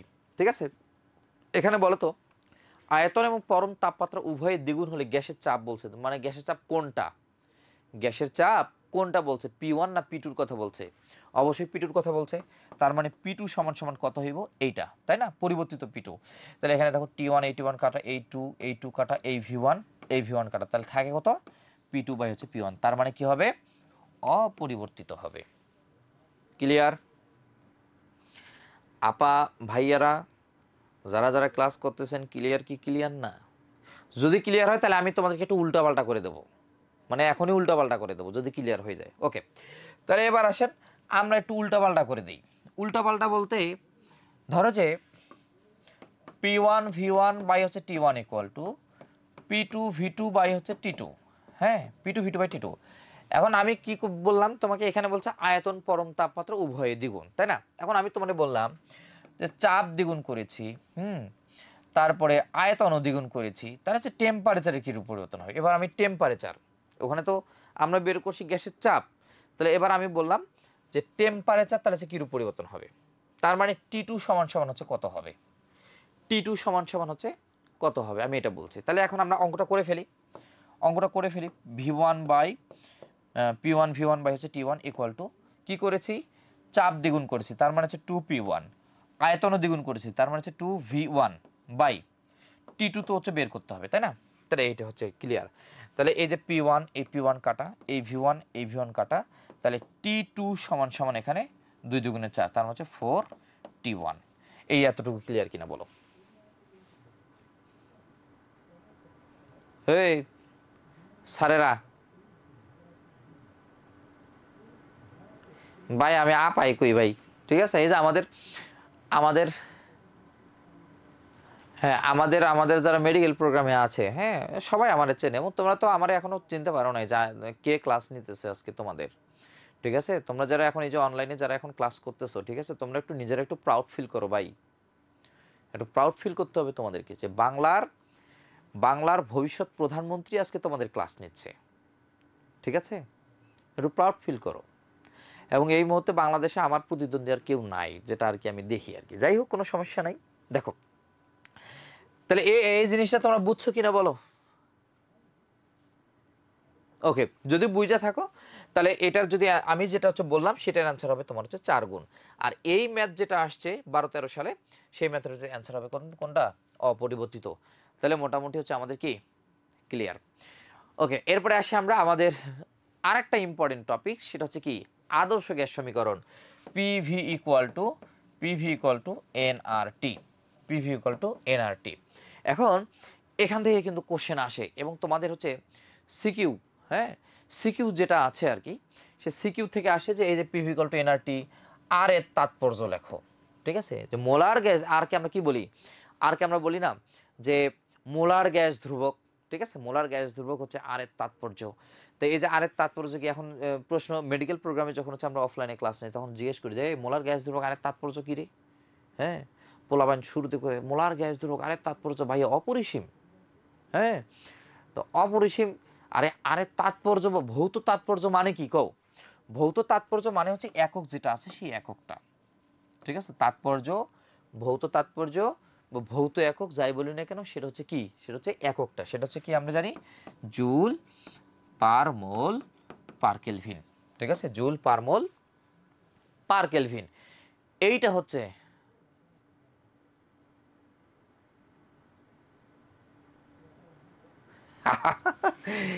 আচ্ছা, যাই হোক, এই তোমরা তো এখনো তো সাধারণ জ্ঞানের তো ক্লাস হচ্ছে এখনো নেই নাই, ঠিক আছে? সাধারণ জ্ঞান ক্লাস হয়তো তোমাদের তোমরা যখন 26 সালে আসবা, অফলাইনে যখন আসবা, তখন তো সাধারণ জ্ঞান ক্লাস হচ্ছে নিবই। তখন হচ্ছে তোমার, তখন বুঝতে পারবা, কোনো সমস্যা নাই। হ্যাঁ, এখনো তো খেলা শুরুই করি নাই। দেখো, তাহলে আরের তাৎপর্য ভৌত একক, সেই জিনিসটা হচ্ছে কি রে? আরের তাৎপর্য ভৌত একক হচ্ছে জুল পার মোল পার হচ্ছে কেলভিন। এবং এই আরের হচ্ছে দেখবা যে অনেকগুলো মান আছে, ঠিক আছে? তো এই যে অনেকগুলো যে মান আছে, সেই মানগুলো আমরা একটু দেখে নেই। তোমাদের নতুন বইতে, যারা তোমরা নতুন বই কিনছো, সেই নতুন বইতে কিন্তু 4টে এককে দেওয়া আছে। আর যত বয়স্ক এবং ময় মুরব্বী যে বইগুলো আছে না, সেই বয়স্ক এবং ময় মুরব্বী বইগুলোতে আছে 5টা একক, ঠিক আছে? এই যে ময় মুরব্বী বইতে এই 5টা একক আছে, এবং এই 5টা এককের মান খুবই ইম্পর্টেন্ট, খুবই ইম্পর্টেন্ট এবং খুবই ইম্পর্টেন্ট, মুখস্থ করতে হবে। বুঝছো? তাহলে দেখো, লিটার বায়ুমণ্ডল চাপ, সিজিএস পদ্ধতি চাপ, এসআই পদ্ধতি চাপ, ক্যালোরি এককে চাপ, ফুড ইঞ্জিনিয়ারিং বা এফপিএস এককে চাপ, মানে এই মানগুলো হচ্ছে কত, সেই মানগুলোর মান হচ্ছে লাগবে। এবং লিটার অ্যাটমসফিয়ার, আর্ক পার মোল, জুল পার মোল, ক্যালোরি পার মোল, হ্যাঁ, তারপর হচ্ছে এই তো তোমার হচ্ছে ইঞ্জিনিয়ারিং। হ্যাঁ, এটা গেল। আচ্ছা, এরপরে আমরা আসি বোলসম্যান ধ্রুবক। এটাও এগুলো জাস্ট মুখস্থের জিনিস, বুঝছো? এগুলো বোঝানোর মতো কিছু জিনিস না এগুলো। এই যে দেখো, এই কোশ্চেন চলে আসছে যে ক্যালোরি এককে কোন ব্রাঞ্চে ক্লাস নেবেন। শোনো, ঢাকার যতগুলো ব্রাঞ্চ আছে, মানে ঢাকার মধ্যে যতগুলো ব্রাঞ্চ আছে, ঠিক আছে, সবগুলোতেই হচ্ছে আমরা ক্লাস নেব। এবং তোমরা তো জানো আমি যে ব্রিলিয়ান্ট, মানে আমি তো অনেক ব্রিলিয়ান্ট ভাই, ঠিক আছে? তোমরা বুঝতেই পারতেছো। এবং আমার ক্লাস রুলও কিন্তু এক ছিল, ঠিক আছে? মানে তোমরা একটু হাততালিও দিতে পারো, যে যেখানে আসো তোমরা একটু হাততালি দাও যে ভাইয়ার হচ্ছে ক্লাস রোল এক ছিল। হ্যাঁ, একটা হাততালি দিতে পারো। এবং অনেকে অফলাইন যখন ক্লাস নেয় তখন হচ্ছে অনেকে আবার হাততালি ব্যাকও নেয়, কারণ হচ্ছে আমার একবারই ছিল তো ক্লাস রোল, সেটা হচ্ছে ক্লাস রোল এক ছিল, একবারই সেটা হচ্ছে ক্লাস 6-এ ভর্তি রোল ছিল এক, ঠিক আছে? এই জন্য আমি অনেক ব্রিলিয়ান আর কি, সেটা তোমরা দেখেই বুঝতে পারতেছো। যাই হোক, কোনো সমস্যা নাই। দেখো যে ক্যালোরি স্কেলে মোলার গ্যাস ধ্রুবক আর এর মান হচ্ছে কত, এটা অ্যান্সার করো। এটা অ্যান্সার করো যে ক্যালোরি এককে মোলার গ্যাস ধ্রুবক আর এর মান হচ্ছে আমাদের কত আছে রে? 1.987 ক্যালোরি পার মোল পার কেলভিন, ঠিক আছে? যাই হোক, কোনো সমস্যা নাই। দেখো, এবার আসি আমরা আমাদের মানে গ্যাস সূত্র যদি আমরা বলি, সেই গ্যাস সূত্র হচ্ছে সর্বশেষ গ্যাস সূত্র হচ্ছে কোনটা? হ্যাঁ, গ্যাস সূত্র, সর্বশেষ গ্যাস সূত্র দেখো যে গ্রাহামের গ্যাস ব্যাপন সূত্র। তো এই যে গ্রাহামের গ্যাস ব্যাপন সূত্র, দেখো গ্রাহামের গ্যাস ব্যাপন সূত্র আমরা শুরুতেই বলেছি যে ব্যাপন এবং তোমার হচ্ছে বয়েল, এই দুইটা হচ্ছে কিসের সূত্র রে বলো? ব্যাপন এবং বয়েল, এই দুইটা সূত্র কিসের সূত্র? এবং আমরা ব্যাপন জিনিসটা কি জানি? ব্যাপন জিনিসটা জানি যে উচ্চ ঘনত্বের স্থান থেকে উচ্চ উচ্চ ঘনত্বের স্থান থেকে নিম্ন ঘনত্বের স্থানে যদি যাই, ঠিক আছে? দেখো, উচ্চ ঘনত্বের স্থান থেকে নিম্ন ঘনত্বের স্থানে যদি যাই, তখন কি হবে? তো মানে উচ্চ ঘনত্বের স্থান থেকে নিম্ন ঘনত্বের স্থানে যাবে। এখানে একটা জিনিস তোমার হচ্ছে আবিষ্কার হয়েছে, বুঝছো? সেটার নাম হচ্ছে জুল থমসন প্রভাব। এটা হচ্ছে বলে দিই এখানে, ঠিক আছে? জুল থমসন প্রভাব, ঠিক আছে? এখন এই জুল থমসন প্রভাব তোমরা যে যেখানে আসো, আল্লাহর রহমত, তোমরা কিন্তু অলরেডি এটা মানে তোমরা আবিষ্কার করো, প্রতিদিন আবিষ্কার করো। সকালবেলা ঘুমের থেকে উঠে একটা ছোট ঘরে যাও না, সে ছোট ঘরে যায় কিন্তু তোমরা কিন্তু মোটামুটি এটা আবিষ্কার করো। কিভাবে করো দেখো, যে উচ্চ ঘনত্বের স্থান, ধরো যে আমি যেখান থেকে ক্লাস নিচ্ছি, ধরো যে ফার্মগেট শাখা থেকে ক্লাস নিচ্ছি আমি আজকে, এই ফার্মগেট শাখা থেকে ধরো যে এখানে যত আছে মানে লাইট টাইট ফ্যান ট্যান যা আছে সব অফ করে দিলাম। হ্যাঁ, তো সব যদি অফ করে দেই, তাহলে এখানে বলো তো ঘনত্বটা বাড়বে কিনা, আমাকে গরম লাগবে কিনা, বা ঘনত্ব বাড়বে কিনা, ওটা কও দেখি। অবশ্যই ঘনত্ব বাড়বে। তার মানে যেহেতু এখানে ঘনত্ব বাড়তেছে, আমি যদি এখান থেকে মানে এসিটিসি সব অফ করে দিয়ে বসে থাকবো, অথবা আমি আরও 4-5 জন নিয়ে এখানে বসে থাকবো, তার মানে এখানে ঘনত্ব বাড়বে। আমরা যদি এক এক করে যদি বাইরে যাই, তো যদি আমরা বাইরে যাই তখন কি হবে? আমাদের একটু মানে আরাম লাগবে, বাতাস লাগবে, যে না ঠিক আছে। তার মানে উচ্চ ঘনত্বের স্থান থেকে যদি নিম্ন ঘনত্বের স্থানে যাই, তখন কি হবে? টেম্পারেচারটা হচ্ছে কমবে, ঠিক আছে? টেম্পারেচারে কমবে। এইটাকেই বলা হয় জুল থমসন প্রভাব। এটা বলে জুল থমসন বলে আবিষ্কার করছে, এই জন্য এর নাম হয়েছে জুল থমসন প্রভাব, ঠিক আছে? অথচ আমরা এটা ধরো যে মানে ধরো যে আমরা এটা নর্মালি আমরা এটা আবিষ্কার করতেছি, প্রতিদিনে আবিষ্কার করতেছি, ঠিক আছে? যাই হোক, তাহলে জুল থমসন প্রভাব হচ্ছে ব্যাপনের ইয়াতে, এবং ব্যাপনের সংজ্ঞাটাও কিন্তু তোমাদের ইয়াতে আসে, সিকিউতে আসে, ঠিক আছে? এটা হচ্ছে ইম্পর্টেন্ট। ওকে, তাহলে দেখো বয়েলের সূত্র এবং ব্যাপন সূত্র দুইটাই আমি বলছি যে ব্যস্তানুপাতিক সূত্র, একটা হচ্ছে বর্গমূলের ব্যস্তানুপাতিক, যে এই জন্য এই সমীকরণটা আসছিল মেডিকেল এডুকেশন টেস্টে, যে R1/R2 equal to root over d2/d1 equal to root over m2/m1 equal to t2/t1, এটা আসছিল। এবং এই যে তোমার গ্যাসের আণবিক ভর নির্ণয়, উপাদানের পৃথকীকরণ, এই যে দেখো এইটা হচ্ছে ইম্পর্টেন্ট, যে গ্যাস মিশ্রণের উপাদানসমূহ পৃথকীকরণ বা গাঢ়ীকরণ করা হয় মূলত এই ব্যাপন সূত্র দিয়ে। মানে ব্যাপন সূত্রের হচ্ছে ব্যবহারগুলো কি দেখো, যে গ্যাসের আণবিক ভর নির্ণয়, গ্যাস মিশ্রণের উপাদানসমূহের পৃথকীকরণ বা গাঢ়ীকরণ, একে বলা হয় অ্যাকমোলিসিস। আমি যদি বলি যে ইউরেনিয়াম 238, এই ইউরেনিয়াম 238 থেকে আমি ইউরেনিয়াম হেক্সাফ্লোরাইড দিয়ে যদি একটা বাড়ি দেই, তাহলে কি পাবো, এখান থেকে একটা তোমার হচ্ছে ইউরেনিয়াম 235 হচ্ছে আসবে। তার মানে দেখো ইউরেনিয়াম 238 থেকে ইউরেনিয়াম হেক্সাফ্লোরাইড দিয়ে যদি আমরা একটু বাড়ি দেই, ঠিক আছে, যদি আমরা বাড়ি দেই তাহলে কি হবে, ইউরেনিয়াম 235 হচ্ছে বের হবে। এই যে আমরা 38 থেকে 35 বের করলাম, এইটার নাম হচ্ছে অ্যাটমোলিসিস। যে গ্যাস মিশ্রণ যে উপাদান আছে, সেই উপাদানটা হচ্ছে তোমার পৃথকীকরণ বা গাঢ়ীকরণ করা হয়, সেইটার নাম হচ্ছে কি রে, সেইটার নাম হচ্ছে ইউরেনিয়াম হচ্ছে 235। ক্লিয়ার বিষয়টা? আচ্ছা, আর একই মূলের বিভিন্ন আইসোটোপ হচ্ছে পৃথকীকরণ গাঢ়ীকরণ, এটা তো তোমার হচ্ছে আছে। এবং এই ইউরেনিয়াম যে 235 আছে, এটা মূলত নিউক্লিয়ার পাওয়ার স্টেশনে জ্বালানি হিসেবে হচ্ছে ইউজ করা হয়, ঠিক আছে, নিউক্লিয়ার পাওয়ার স্টেশনে জ্বালানি হিসেবে ইউজ করা হয়। ওই যে এদিকে আমি নিতেছি ক্লাস, মানে এদিকে আমি কষ্ট করে পড়াইতেছি, বুঝাইতেছি, বেডিরা বা বেটারা কি করে, বেটারা হইতেছে ওই কে কোথাকার আসো, ঢাকার থেকে কে ক্লাস করতেছো, ঢাকার থেকে বগুড়ার থেকে কে ক্লাস করতেছো, খুলনার থেকে কে ক্লাস করতেছো, আর এডি গল্প করে, এ তো গল্পের জন্য আমি ক্লাস নিতেছি, এ আরেক হাস্যকর জিনিস, তোরা বুঝ ভাই। দেখ তাহলে তাহলে এই যে তোমার এটা একটা প্রসেস, ইউরেনিয়াম হেক্সাফ্লোরাইড একজন হচ্ছে জিজ্ঞেস করছে, এটা হচ্ছে ইউরেনিয়াম হেক্সাফ্লোরাইড দিয়ে মূলত এটা হচ্ছে পৃথক করা হয়, ঠিক আছে, এটা বোমা তৈরির প্রসেস করা হয়। এবং এই ইউরেনিয়াম তোমাদের কাজশক্তি ক্ষমতায়ও আছে, যে নিউক্লিয়ার রিঅ্যাক্টর হিসেবে ইউজ করা হয়, ঠিক আছে, নিউক্লিয়ার রিঅ্যাক্টর হিসেবে ইউজ করা হয় তোমার হচ্ছে ইউরেনিয়াম 235। বিষয়টা ক্লিয়ার কি ক্লিয়ার না বলো? তাহলে এটাই হচ্ছে ব্যাপন সূত্র পড়লাম, ব্যাপনের ব্যবহার পড়লাম, এই যে ব্যাপনের ব্যবহার হচ্ছে এটা। এবং ইউরেনিয়াম, এবং এই কোশ্চেনটা 3বার আসছে মেডিকেল এডুকেশন টেস্টে, যে ইউরেনিয়াম এই যে নিউক্লিয়ার পাওয়ার স্টেশনে জ্বালানি রূপে তোমার ইউরেনিয়াম 235 ইউজ করা হয়।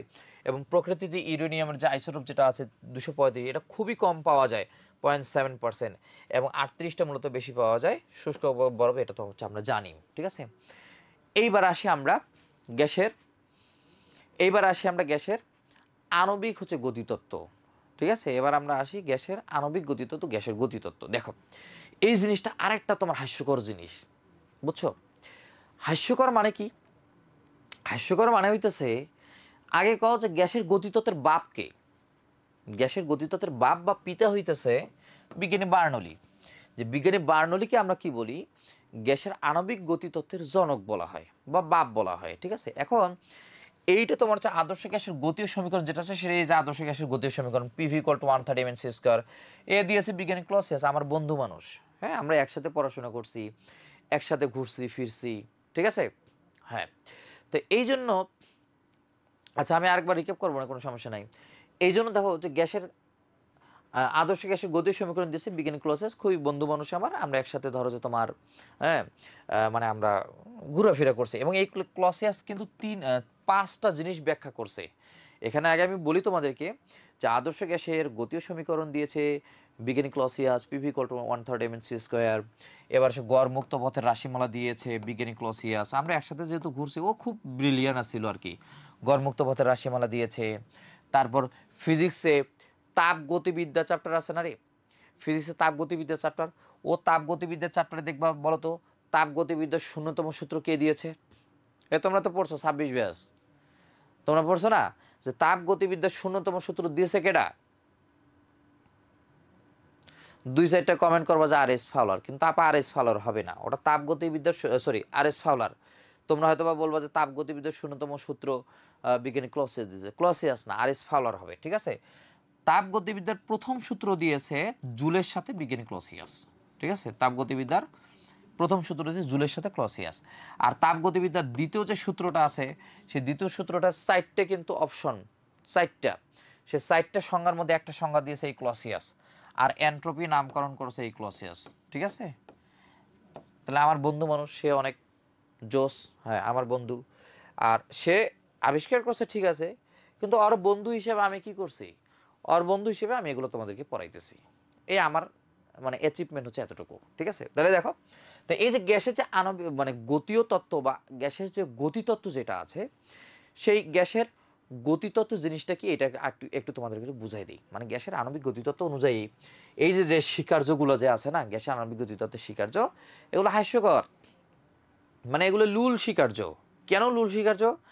কারণ এই যে যতগুলো তোমার হচ্ছে মানে কথা বলা আছে এখানে, এই গ্যাসের গতিতত্ত্বের স্বীকার্য অনুযায়ী গ্যাসের কিচ্ছু নাই। মানে সোজা কথা কি, যে গ্যাসের আণবিক গতিতত্ত্ব বা গ্যাসের গতিতত্ত্ব অনুযায়ী গ্যাসের কিচ্ছু নাই, খালি একটা জিনিস আছে রে, সেটা হচ্ছে সংঘর্ষ। ঠিক আছে, কি আছে সেটা? সংঘর্ষ আছে। তো এই সংঘর্ষ আছে, এদের কোনো আকর্ষণ নাই। তোমরা বইয়ে দেখবা গ্যাসের আণবিক গতিতত্ত্বের যে স্বীকার্যগুলো আছে না, হ্যাঁ, তো গ্যাসের আণবিক গতিতত্ত্বের যে স্বীকার্য আছে সেই স্বীকার্যতে কিন্তু কিচ্ছু নাই। ওর আকর্ষণ নাই, ওর বিকর্ষণ নাই, তারপর ওর কোনো আয়তন নাই, খুবই নগণ্য। ঠিক আছে, ওর একটাই আছে, সেটা হচ্ছে সংঘর্ষ, অথবা আমরা খাঁটি বাংলা ভাষায় যেটাকে বলি হচ্ছে ধাক্কা। ঠিক আছে, খাঁটি বাংলা ভাষায় কি বলি? ধাক্কা। বা কি আছে? সংঘর্ষ আছে। তো এখন এই যে ধাক্কা, যে সংঘর্ষ আছে, এই ধাক্কা, এই যে দেখো এখানে বলেছে গতিবেগ নাই, কোনো পরিবর্তন হয় না, ও অভিকর্ষ শক্তির কোনো প্রভাব নাই, কোনো প্রভাব নাই, শেষ। তারপরে মুক্তপথ তো আছে, অনুগতি শক্তি সমানুপাতিক, এটা ঠিক আছে। বাকিগুলো হয়তো এখানে দেই নাই, কিন্তু তোমরা বইয়ে পড়বা দেখবা যে আছে। ঠিক আছে, এখন কথা হচ্ছে এই যে সংঘর্ষ বা ধাক্কা আছে না, এই সংঘর্ষ এবং ধাক্কা দিয়ে আমরা 3টা জিনিস ব্যাখ্যা করব এখন। ঠিক আছে, তোমরা দেখো 3টা জিনিস আগে নাম লিখি আমি। প্রথম কথা হচ্ছে গড়মুক্ত পথ, হ্যাঁ, প্রথমটা হচ্ছে গড়মুক্ত পথ। তারপরে আমরা বুঝবো হচ্ছে কি সম্ভাব্যতম বেগ, এবং তারপর আরেকটা বুঝবো হচ্ছে ব্রাউনীয় গতি। ঠিক আছে, ব্রাউনীয় গতি, তার মানে গ্যাসের গতিতত্ত্ব অনুযায়ী আমরা কি জানলাম কও? গ্যাসের গতিতত্ত্ব অনুযায়ী যে আদর্শ গ্যাসের কিচ্ছু নাই, ওর একটা আছে, সেটা হচ্ছে কি? সেটা হচ্ছে সংঘর্ষ আছে, ধংঘর্ষ, মানে যেটাকে বলে আর কি। হ্যাঁ, তো সংঘর্ষ আছে, সেই সংঘর্ষ অনুযায়ী আমরা কয়টা জিনিস ব্যাখ্যা করবো? গড়মুক্ত পথ, সম্ভাব্যতম বেগ, ব্রাউনীয় গতি। এখন আসো, তোমরা বাংলা সিনেমা দেখছো না রে আগে ছোটবেলায়? বাংলা সিনেমা আমরা দেখতাম না, যে শাবানা জসিম, তারপরে শাবানা আলমগীর, সালমান শাহ, শাবনূর, হ্যাঁ, তো এদের ছবি ছোটবেলায় কিন্তু আমরা দেখছি। তো বাংলা সিনেমার কমন কিছু ইয়ে আছে, কিন্তু মানে একবার কমন কিছু মানে সিনারিও আছে। তো সেই কমন কিছু সিনারিওটা হচ্ছে কি, যে দেখবা যে ওরা গরিব থাকে, একজন একজন বড়লোক থাকে। হুম, তারপরে কি হয়, তারপরে হেরা কলেজে জায়গা। ঠিক আছে, একজন আমেনার মা কয়ে ধরো যে একবারে হার্ট অ্যাটাক করে ধরো যে পড়ে গেল গা। ঠিক আছে, মানে এটা যায় না, এটা কমন সিনেমা আর কি বলতেছি। তারপর ধরো যে কেউ কেউ আছে কি, কেউ কেউ ধরো যে কলেজে গেল গা, কলেজে যাওয়ার পর হেরা দেখবা যে দুইজনে ধাক্কা খাইছে। ঠিক আছে, ধাক্কা খাওয়ার পর দুইজনের হচ্ছে কি পড়ছে, বইগুলো নিচে পড়ে গেছে। ঠিক আছে, এখন দুইজনে আবার ওই বইগুলো ধরো যে কুড়াইতেছে। ঠিক আছে, হ্যাঁ, বইগুলো কুড়ানোর পর পরে ওই কুড়ানোর সময় দেখবো যে ওর মাথার মধ্যে আরেকটা ঠোকাঠুকি লাগে, আরেকটা ধাক্কা লাগে। ঠিক আছে, তো এই যে আরেকটা যে ধাক্কা লাগলো, ধাক্কা লাগার সাথে সাথে যাই দেখবো যে হেরা কক্সবাজারে গেছে গা। ঠিক আছে, কক্সবাজারে একবারে কোনো কথা নাই। তো এই যে এখান থেকে শুরু হইলো, এই যে ধাক্কা খাইলো বেটারা কলেজে, আর গেল কত তোমার হচ্ছে কক্সবাজার যায়, ওরা ওখানে যে ডান্স করতেছে। তার মানে দেখো এই যে ধাক্কাটা যে খাইছে, তার মানে নিশ্চয়ই কোনো একটা বেগ প্রাপ্ত হয়েছে, নাহলে তো হ্যাঁ তো কক্সবাজারে যায় না। তো যে বেগটা প্রাপ্ত হয়েছে সেই বেগটার নাম হচ্ছে সম্ভাব্যতম বেগ। ঠিক আছে, তাহলে বিষয়টা কি দাঁড়াইলো? হ্যাঁ, বিষয়টা কি দাঁড়াইলো? বিষয়টা দাঁড়াইলো, ধরো যে দুইটা অণু, এই যে একটা অণু আর একটা অণু আছে, এরা ঠকাঠকি করবে মানে ধাক্কা খাবে। আবার ওর সাথে আরেকটা অণু ধরো যে ধাক্কা খাবে, ওর সাথে ধরো যে আরও একটা অণু ধাক্কা খাবে। তো এর ধাক্কা তো চলবে আল্লাহর রহমত। ঠিক আছে, হ্যাঁ, তাহলে এই যে তোমার এখান থেকে শুরু হলো এই যে ধাক্কা, এখান থেকে আবার এই যে তোমার হচ্ছে ধাক্কা। তো যে দুইটা অণু যখন, আদর্শ গ্যাসের দুইটা অণু যখন পরস্পরের ধাক্কা খাবে, ধাক্কা খাওয়ার পর, ঠিক আছে, ধাক্কা খাওয়ার পর যে দূরত্ব মানে যে বেগে সে হচ্ছে যাবে, ঠিক আছে, যে বেগে হচ্ছে সে যাবে, সেই বেগটার নাম হচ্ছে সম্ভাব্যতম বেগ। তোমরা বইয়ে পড়বা, বইয়ে দেখো 65 পেজে আছে, খুব সুন্দর তোমাদের বইতে দেখো, ঠিক এইটাই বলা আছে যে যে বেগে সে হচ্ছে অতিক্রম করে সেটা হচ্ছে সম্ভাব্যতম বেগ। বইয়ের 65 পেজ বা 66 পেজে দেওয়া আছে, দেখো তোমরা।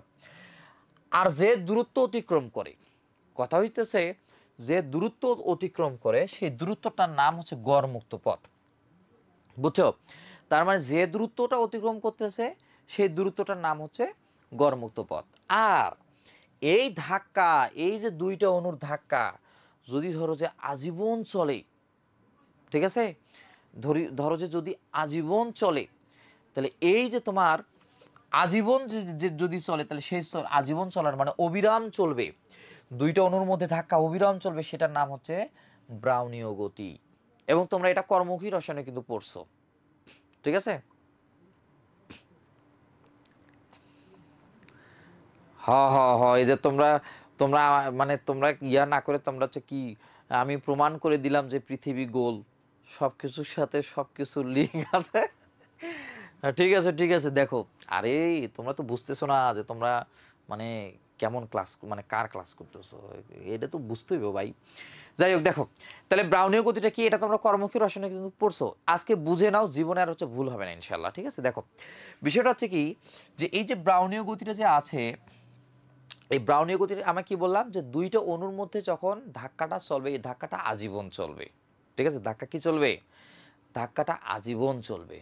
যদি যদি ধাক্কাটা ধরো যে তোমার হচ্ছে আজীবন যদি চলে, তাহলে সেক্ষেত্রে অধক্ষেপ কি করতে পারে, ধরো যে আমি পানি আর চিনির অণু ধরো যে গুলাইলাম, হ্যাঁ, পানি আর চিনির অণু ধরো যে গুলাইলাম, তো গুলাইয়া ধরো যে এটা রাইখা দিলাম, তা রাইখা রাইখা দিলে কি হবে, যদি অণুগুলো, গ্যাসের অণু, পানির অণু, চিনির অণু যদি তোমার হচ্ছে আজীবন যদি ধাক্কা খায়, ও তো আর নিচে পড়ে যাচ্ছে না, ও কি নিচে কি অধক্ষেপ পড়বে? পড়বে না। তো এই জন্য যদি ধাক্কাটা অবিরাম চলে সেক্ষেত্রে অধক্ষেপ পড়বে না, এটাকে আমরা বলি কলয়েড। এটাকে আমরা কি বলি? এটাকে আমরা বলি কলয়েড, ঠিক আছে?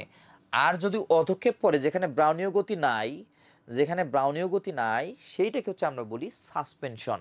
যার আমি তাহলে আবার একটা রিক্যাপ করবো না, সমস্যা নাই, বুঝতে হয়তো বা অসুবিধা হচ্ছে। দেখো তাহলে কলয়েডটা কি, কলয়েডে যার ব্রাউনীয় গতি আছে, যেখানে ঠোকাঠুকি ঠোকাঠুকি ঠোকাঠুকি করবো অণুগুলা, সেইটার নাম হচ্ছে কলয়েড। আর সাসপেনশন হচ্ছে কি, ঠোকাঠুকি নাই, মানে ব্রাউনীয় গতি নাই, ওরা নিচে পড়ে গেছে গা, ঠিক আছে? ওকে, তাহলে আমরা তিনটা জিনিস এখানে ব্যাখ্যা করলাম, এবং তিনটা জিনিস আবার তিনজন বিজ্ঞানী আবিষ্কার করছে। দেখো জিনিসগুলো একই, ঠিক আছে, জিনিসগুলো একই, কিন্তু আবার তিনজন বিজ্ঞানী তিনটা জিনিস আবিষ্কার করছে। যেমন গড়মুক্ত পথ একটু আগে বললাম আমার বন্ধু দিছে, হ্যাঁ, ক্লসিয়াস, ক্লসিয়াস দিছে। আর এই যে সম্ভাব্যতম বেগ দিছে না, ও দিছে ম্যাক্সওয়েল, ঠিক আছে, ও কে দিছে? ম্যাক্সওয়েল। আর এই যে ব্রাউনীয় গতি দিছে না, ও দিছে আইনস্টাইন, ঠিক আছে, আইনস্টাইন। তাহলে আইনস্টাইন দিছে ব্রাউনীয় গতি, ম্যাক্সওয়েল দিছে সম্ভাব্যতম বেগ, এবং গড়মুক্ত পথের রাশিমালা দিয়েছে কে? গড়মুক্ত পথের রাশিমালা দিয়েছে বিজ্ঞানী ক্লসিয়াস। এখন আসো, এই যে এখানে তোমার গড়মুক্ত পথের হচ্ছে সমীকরণটা আছে, এগুলো ইম্পর্টেন্ট আছে কিন্তু। আরএমএস বেগ কি, এই আরএমএস বেগ কি, এটা আসে যে বর্গমূল গড় হচ্ছে বর্গমেগ, বর্গমূল গড় বর্গবেগ, এটা হচ্ছে আসছিল, এবং এটা সিকিউর জন্য হচ্ছে ইম্পর্টেন্ট। সাধারণ বেগের হচ্ছে সমীকরণটা, এবং সম্ভাব্যতম বেগের, এই যে দেখো সম্ভাব্যতম বেগ এখানে আছে, তো এই যে সম্ভাব্যতম বেগের সমীকরণটাও আছে, এটা হচ্ছে ইম্পর্টেন্ট, ঠিক আছে? তাহলে বিষয়টা কি ক্লিয়ার, কি ক্লিয়ার না? এই আপারা ভাইয়েরা, ক্লিয়ার কি ক্লিয়ার না কও? আমি কি কাউকে গালি দিছি রে? আমি কি কারো বিরুদ্ধে বলেছি রে? তারপরও কইব যে স্যারে তো ভালো না। তাহলে এবার আসে আদর্শ গ্যাস বাস্তব গ্যাসের মধ্যে তুলনাটা করে ফেলি। একটু আগে আমরা পড়ে আসছি, একটু আগে কি পড়ে আসছি যে আদর্শ গ্যাস এবং বাস্তব গ্যাস, মানে আদর্শ গ্যাসের কিচ্ছু নাই। একটু আগে কইলাম না যে আদর্শ ব্রাউনীয় গতি বইতে কত পেজ আছে শোনো। ব্রাউনীয় গতিটা তোমরা পাবো কর্মমুখী রসায়নে, যেহেতু মানে রিলেটেড, এবং এই বইয়েও আছে, পরিবেশ রসায়নেও আছে, যেখানে সম্ভাব্যতম বেগ বা যেখানে গড় মুক্ত পথ আছে না, ওই জায়গায় দেখবা একটা লাইন ছোট্ট করে দেওয়া আছে যে ব্রাউনীয় গতিসূত্রের আবিষ্কারক বা ব্রাউনীয় গতিপথের আবিষ্কারক হচ্ছে আইনস্টাইন, ঠিক আছে, ওখানে দেওয়া আছে। যাই হোক, তাহলে একটু আগে তো বলে আসলাম যে তোমার আদর্শ গ্যাস এবং বাস্তব গ্যাস সম্পর্কে, মানে আদর্শ গ্যাসে তো কিছু নাই, এবং আদর্শ গ্যাস বয়ল এবং চালসি সূত্র মেনে চলে। এই যে আদর্শ গ্যাস, এই যে অনুসরণের মধ্যে কোনো আকর্ষণ নাই, বিকর্ষণ নাই, ও একবারে হাস্যকর উলুল। এই যে অনুসারের মোট আয়তন গ্যাস দ্বারা মানে আয়তন নগণ্য হিসাব করা হয়। তা এই যে বাস্তব গ্যাসের ক্ষেত্রে তো আর এটা না, বাস্তব গ্যাস আছে এবং আকর্ষণ বিকর্ষণ আছে, অনুসমের আয়তন গণ্য করা হয়। তারপরে দেখো আদর্শ গ্যাস তোমার হচ্ছে পি ইকুয়াল টু এনআরটি মেনে চলে, বাস্তব গ্যাস তোমার হচ্ছে ভ্যান ডার ওয়ালস সমীকরণ মেনে চলে। আমরা এই দুইটা জিনিস হচ্ছে বুঝবো, এই যে এই দুটো, বাকিগুলো আমরা অলরেডি গ্যাসের গতিতত্ত্ব হচ্ছে আমরা অলরেডি, ঠিক আছে, গ্যাসের গতিতত্ত্ব অনুযায়ী হচ্ছে আমরা অলরেডি কি করছি, অলরেডি ক্লিয়ার করছি। এখন আমরা এই দুইটা জিনিস হচ্ছে আমরা কি করব, এই দুইটা জিনিস আমরা একটু ক্লিয়ার করে নিই। দেখো কিভাবে, সেটা হচ্ছে তার আগে কোশ্চেন মেডিকেল এডমিশন যেটা আসছিল সেটা তোমাদেরকে বলি। বলছে যে বাস্তব গ্যাস, ঠিক আছে, বাস্তব গ্যাস কোন টেম্পারেচারে আদর্শ আচরণ করে। তোমরা বয়ে যাবা, তোমরা বয়ে যাবা আদর্শ গ্যাস বাস্তব গ্যাসের বৈশিষ্ট্য আছে, বাস্তব গ্যাসের বৈশিষ্ট্য দেখবা সাইডটা দেওয়া আছে, কিন্তু আসলে ও সাইডটা বৈশিষ্ট্য ওটা ওটা আর এক হাস্যকর। কারণ ওখানে 1 নাম্বার যেটা দেওয়া আছে, 1 নাম্বারটা বলছে যে বাস্তব গ্যাস আদর্শ সমীকরণ মেনে চলে না। আবার 4 নাম্বারে দেওয়া আছে আদর্শ বাস্তব গ্যাস হচ্ছে ভ্যান ডার ওয়ালস সমীকরণ মেনে চলে। তো 1 নাম্বারটা দেওয়া তো কোনো দরকার ছিল না। আমার একবারে যদি বলা হয়তো যে বাস্তব গ্যাস ভ্যান ডার ওয়ালস সমীকরণ মেনে চলে, তাহলে তো হয়ে যেত। 1 নাম্বারটা তো দেওয়ার দরকার নেই। আবার দেখবা 2 নাম্বারটা, 2 নাম্বারটা তোমাদের বইতে দেখবা দেওয়া আছে কি, যে উচ্চ তাপমাত্রা এবং নিম্ন চাপে, উচ্চ তাপমাত্রা এবং নিম্ন চাপে বাস্তব গ্যাস আদর্শ আচরণ করে। এই কথা বাস্তব গ্যাস আদর্শ আচরণ করে এই কথাটা বলা আছে। তো প্রশ্ন যেটা আসছিল মেডিকেল এডমিশন টেস্টে, যে বাস্তব গ্যাস কোন টেম্পারেচারে আদর্শ আচরণ করে, এই কোশ্চেনটা মেডিকেল এডমিশন টেস্টে আসছিল, যে বাস্তব গ্যাস কোন টেম্পারেচারে আদর্শ আচরণ করে, এটা তো সেটা হবে অ্যান্সার উচ্চ তাপমাত্রায়। ঠিক আছে, এই অপশনে এই এই কথাটাই বলা ছিল অপশনে, যে উচ্চ তাপমাত্রা, বুঝছো কিনা, যে উচ্চ তাপমাত্রায় বাস্তব গ্যাস আদর্শ আচরণ করে। এখন আসো আমরা একটু এই যে তোমার বাস্তব গ্যাসের ক্ষেত্রে দেখো একটা কথা বলা আছে এবং আদর্শ গ্যাসের ক্ষেত্রে কথাটা বলা আছে। দেখো যে আদর্শ গ্যাসের অভ্যন্তরীণ শক্তি আয়তনের উপর নির্ভরশীল নয়। তাহলে প্রশ্ন যে জাগে যে বাস্তব গ্যাসের তাহলে অভ্যন্তরীণ শক্তি আয়তনের উপর নির্ভরশীল, তাই না? তাহলে এই যে আয়তনের উপর নির্ভরশীল, কিন্তু কথা হচ্ছে যেহেতু আদর্শ গ্যাসের অভ্যন্তরীণ শক্তি আয়তনের উপর নির্ভরশীল নয়, তাহলে কার উপর নির্ভরশীল কোন, তাহলে কার উপর নির্ভরশীল হবে, এইটা হচ্ছে পয়েন্ট। তা দেখো আদর্শ গ্যাসের অভ্যন্তরীণ শক্তি আয়তনের উপর নির্ভরশীল না, তাহলে কার উপর নির্ভরশীল, আমরা জানি যে টেম্পারেচারের উপর নির্ভরশীল। এবং তোমরা তাপগতিবিদ্যা চ্যাপ্টারে পড়বো, ওখানে একটা প্রকল্পের নাম দেওয়া আছে, তোমরা হয়তো বা পড়ে ফেলেছো, যে মেয়ারের প্রকল্প। ঠিক আছে, মেয়ারের প্রকল্প, এটা 2015 সালের মেডিকেল এডমিশন টেস্টে আসছিল। 2015 সালের মেডিকেল এডমিশন টেস্টে আসছিল যে মেয়ারের প্রকল্পটা হচ্ছে কি। প্রশ্নটা ছিল এভাবে, যে কোনো গ্যাসের অভ্যন্তরীণ শক্তি শুধুমাত্র তাপমাত্রার উপর নির্ভর করে। কি বললাম, যে কোনো গ্যাসের অভ্যন্তরীণ শক্তি শুধুমাত্র তাপমাত্রার উপর নির্ভর করে, তাহলে সেটাকে আমরা কি বলি, সেটাকে আমরা বলি মেয়ারের প্রকল্প। তাহলে দেখো এখানে আমরা পড়ে ফেললাম, ফিজিক্সের ওই জিনিসটাও আমাদের হয়ে গেল। তাহলে দেখো যে আদর্শ গ্যাসের অভ্যন্তরীণ শক্তি আয়তনের উপর নির্ভরশীল নয়, তাহলে কিসের উপর নির্ভরশীল, টেম্পারেচারের উপরে। সেই টেম্পারেচারের উপরে যে নির্ভরশীল সেটাকে আমরা কি বলি, মেয়ারের প্রকল্প বলি, সেটা ওখানে দেওয়া আছে। ঠিক আছে, দেখো তাহলে গেল। এবার আসি আমরা আদর্শ সংকোচনশীলতা গুণাঙ্ক, এই যে এটাই, এই যে সংকোচনশীলতা গুণাঙ্কটা যে আছে, তো এটা দিয়ে আমরা আসলে কি করি, এই যে সংকোচনশীলতা গুণাঙ্ক, পেষণ গুণাঙ্ক, এটা খায় না মাথায় দেয় না এটা ছুঁড়ে মারে, কোনটা কও, এটা কি খায় না মাথায় দেয় না ছুঁড়ে মারে, তোমাদের কি মনে হয়? এই যে এসএসসি 27 ব্যাচের পোলাপান ক্লাস করতেছে, খুবই ভালো লাগতেছে রে, তোমরা আজকে ক্লাস করতেছো খুবই ভালো লাগতেছে, আমরা এটা পরে বিদায় নেবো ইনশাল্লাহ, কোনো সমস্যা নাই। ঠিক আছে, দেখো তাহলে এখানে এই যে সংকোচনশীলতা গুণাঙ্ক বা পেষণ গুণাঙ্ক, এইটা দিয়ে আসলে কি করি আমরা, খালি তো পড়লাম আজীবন যে সংকোচনশীলতা গুণাঙ্ক, পেষণ গুণাঙ্ক, জেড জেড জেড, হ্যাঁ, তো এটা দিয়ে হচ্ছে আমরা কি করি, এটা দিয়ে করি মূলত ধরো যে কোনো গ্যাসটা মানে বিকৃতির পরিমাপ করি, মানে গ্যাসটা কতটুকু বিকৃতি হবে, কতটুকু বিচ্যুতি হবে। ঠিক আছে, মানে কতটুকু বিকৃতি হবে বা কতটুকু বিচ্যুতি হবে সেই জিনিসটা পরিমাপ করি, সেই জিনিসটা পরিমাপ করার নামই হচ্ছে সংকোচনশীলতা গুণাঙ্ক বা পেষণ গুণাঙ্ক, যেটাকে আমরা বলি জেড। তা আদর্শ গ্যাসের বিকৃতি পরিমাপ করব, বাস্তব গ্যাসের বিকৃতি পরিমাপ করব, তাই না, এগুলোই তো।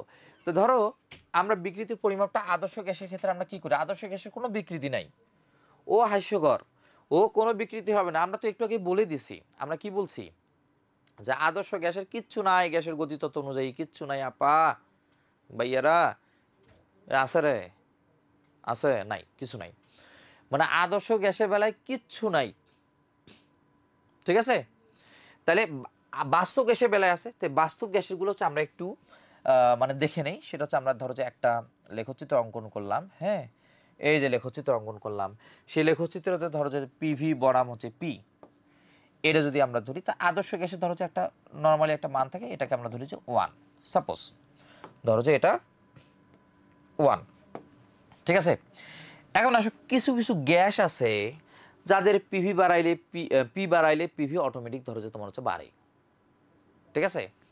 হ্যাঁ, মানে গ্যাসের উপরে থাকা নিচে এটা, হ্যাঁ ওই তো মানে বিকৃতি বা হচ্ছে তোমার, হ্যাঁ বিকৃতি বা তোমার হচ্ছে বিচ্যুতির পরিমাণ নির্ণয় করে, হ্যাঁ এটা ঠিক আছে। তারা কিছু কিছু গ্যাসের ক্ষেত্রে জেটের মান 1 আছে না, তা কিছু কিছু গ্যাসের ক্ষেত্রে দেখবা যে জেটের মানটা 1-এর থেকে বেশি হয়। যেমন আমরা যদি বলি এই যে ধরো যে এই দুটো লেখচিত্র হয়েছে, এটা ধরো যে হাইড্রোজেন আর একটা ধরো যে হিলিয়াম, হ্যাঁ হাইড্রোজেন আর হিলিয়াম এদের 1-এর মান বেশি। দেখো তো এখানে মোটামুটি কি বিকৃতি হয়েছে, বিকৃতি হয় নাই, বিচ্যুতিও কিন্তু হয় নাই, বোঝা যাইতেছে। কিছু কিছু গ্যাসের ক্ষেত্রে আছে ধরো যে প্রথমে কমে তারপরে বাড়ে, প্রথমে কমে তারপরে বাড়ে, প্রথমে কমে তারপরে হচ্ছে বাড়ে। তো এটা ধরো যে নাইট্রোজেন, এটা ধরো যে অক্সিজেন, এটা ধরো যে কার্বন ডাইঅক্সাইড, ঠিক আছে। তো এই যে দেখো যাদের মান জেডের মান হচ্ছে 1-এর থেকে কম, এই 3টে গ্যাস, আর জেডের মান 1-এর থেকে বেশি তোমার হাইড্রোজেন আর হচ্ছে হিলিয়াম। তো এখন এই যে তোমার এই যে লেখচিত্র যে অঙ্কন করলাম, তোমাদের কি মনে হইতেছে আমি কি হুদে হুদে অঙ্কন করলাম? হ্যাঁ, তাহলে এখান থেকে তোমরাই একটু আমাকে বলো, তোমরাই আমাকে বলো যে এই যে 5টা গ্যাস আছে hydrogen, helium, nitrogen, oxygen, carbon dioxide, কার বিকৃতি মানে বেশি হয়েছে একটু কও, দেখে কও তোমরা যে কার বিকৃতিটা বেশি হয়েছে। কসা ভাই, ক ক ভাই, তোরা মুখ খোল। এই তো সুন্দর, সুন্দর, কার্বন ডাইঅক্সাইড। হ্যাঁ মানে এখানে দেখো এই যে কার্বন ডাইঅক্সাইডের বিকৃতি হয়েছে বেশি না। হ্যাঁ, তাহলে এই যে কার্বন ডাইঅক্সাইডের যে বিকৃতি, কারণ কার্বন ডাইঅক্সাইডের মান জেডের চেয়ে সবচাইতে কম। এই যে কার্বন ডাইঅক্সাইড জেডের চেয়ে, ধরো হচ্ছে তোমার হচ্ছে জেডের চেয়ে কি হবে, জেডের চেয়ে তোমার হচ্ছে সবচাইতে কম হচ্ছে কি কার্বন ডাইঅক্সাইড। তো এই জন্য এর বিকৃতির পরিমাণ হচ্ছে কি সবচাইতে বেশি। তাহলে আমরা এই সিদ্ধান্তে উপনীত হইতে পারি কিনা, এই যে এখানে যেগুলো বলা আছে, এই যে জেটের মান 1 যদি হয় আদর্শ গ্যাসের বেলা হয়, জেটের মান যদি তোমার হচ্ছে 1-এর থেকে কি তোমার কম হয়, তার মানে অধিক বিকৃতি হয়। তো অধিক বিকৃতি কার কার হয়, এই যে কার্বন ডাইঅক্সাইড, অক্সিজেন, তারপরে যে নাইট্রোজেন। আর জেটের মান যদি 1-এর থেকে যদি কম হয়, মানে 1-এর থেকে যদি বেশি হয়, তাহলে সেক্ষেত্রে কম পেষণযোগ্য হয়। তার মানে আমরা কি জানি, আমরা জানি যার মান জেটের মান 1-এর থেকে কম, তার মানে বিচ্যুতি বেশি, ঠিক আছে। কি বেশি, বিচ্যুতি বেশি। আর যার মান 1-এর থেকে বেশি, তার হচ্ছে বিচ্যুতি কম। এই এই হইলো তোমার হচ্ছে এই জায়গার হচ্ছে খেলা, বুঝছো। মানে এই জায়গাটারই হচ্ছে এই জায়গায় ধরো যে তোমার হচ্ছে এই হচ্ছে খেলাটা, বুঝছো। এখন আমরা তো ধরো যে তোমার এই যে এই এতটুকু জিনিস পড়লাম, এবং ধরো যে সংগঠনশীলতা গুণাঙ্ক, তাহলে এখন তোমরা পারবা। এবং জেড দিয়ে যদি তোমার হচ্ছে কোনো যদি কোশ্চেন করে, ধরো যে তোমাকে বলে দিল যে নাইট্রোজেন বা অক্সিজেন বা কার্বন ডাইঅক্সাইড অধিক কম পেষণযোগ্য না অধিক পেষণযোগ্য, এটা হচ্ছে ব্যাখ্যা করো, ঠিক আছে। তাহলে এই যে তোমার যখন ব্যাখ্যা করতে বলবে, তখন তোমরা এই যে চিত্র আঁকায়া সুন্দর মতো হচ্ছে ব্যাখ্যা দিয়ে দিবা, 2 এ 2 10 এ 10, ঠিক আছে, সুন্দর মতো। তাহলে আমরা এই যে এতটুকু পর্যন্ত হচ্ছে আজকের আমাদের মানে ক্লাস ছিল, আমরা এতটুকু পর্যন্ত হচ্ছে আজকে পড়লাম। হয়তো বা আরও কোনো ক্লাসে তোমাদের সাথে দেখা হবে, সাধারণ জ্ঞান বলো, অন্যান্য যদি কোনো ক্লাস বলো, সেই ক্লাসেও তোমাদের সাথে দেখা হবে। আমরা বাকি ক্লাসটা হয়তো বা আরও অন্য কোনো দিন হচ্ছে নিয়ে নেবো ইনশাল্লাহ, ঠিক আছে। তোমরা যেহেতু মেডিকেলে মাত্র শুরু করছো, মেডিকেলের জার্নি যেটা আছে সেই জার্নিটা তোমাদের জন্য সুন্দর হোক, সুস্থ হোক। 26 সালে যে মেডিকেল অ্যাডমিশন টেস্ট হচ্ছে তোমরা দিবা, সেই মেডিকেল অ্যাডমিশন টেস্ট হচ্ছে তোমাদের হোক। তোমরা এবার দেখতে পাচ্ছ রেজাল্টটা কীরকম হচ্ছে, বিপর্যয় অবস্থা হয়েছে। এই জন্য এখন থেকে যে তোমরা প্রিপারেশন নিতে পারো মেডিকেল, এবং কম সময় দিয়েছে সবচাইতে, হ্যাঁ সবচাইতে সবচাইতে কি সবচাইতে কম মানে সময়ও দিচ্ছে। 2022 সালে সবচেয়ে কম সময় দিয়েছিল এবং 2025 সালে এসে আরও হচ্ছে তোমার হচ্ছে মানে কম সময় দিচ্ছে। তার মানে কি করতে হবে আমাদেরকে? পড়াশোনা করতে হবে। আর মনে রাখবে একটা জিনিস, মেডিকেল হচ্ছে সুখের জায়গা, মেডিকেল হচ্ছে শান্তির জায়গা, মেডিকেল হচ্ছে বিনোদনের জায়গা। আরও অন্য কোনো দিন তোমাদের সাথে এই বিনোদন নিয়ে হচ্ছে আরও অনেক কথা হবে, আরও অনেক গল্প মজা মাস্তি হবে। মজা মাস্তির মধ্যে আমরা ক্লাস শেষ করবো ইনশাল্লাহ। এরপরে ইনশাল্লাহ কোনো একটা ক্লাসে ইনশাল্লাহ দেখা হবে, ঠিক আছে? তো ঠিক আছে, ভালো থাকো, সুস্থ থাকো। আসসালামু আলাইকুম রহমতুল্লাহি আবরকাত।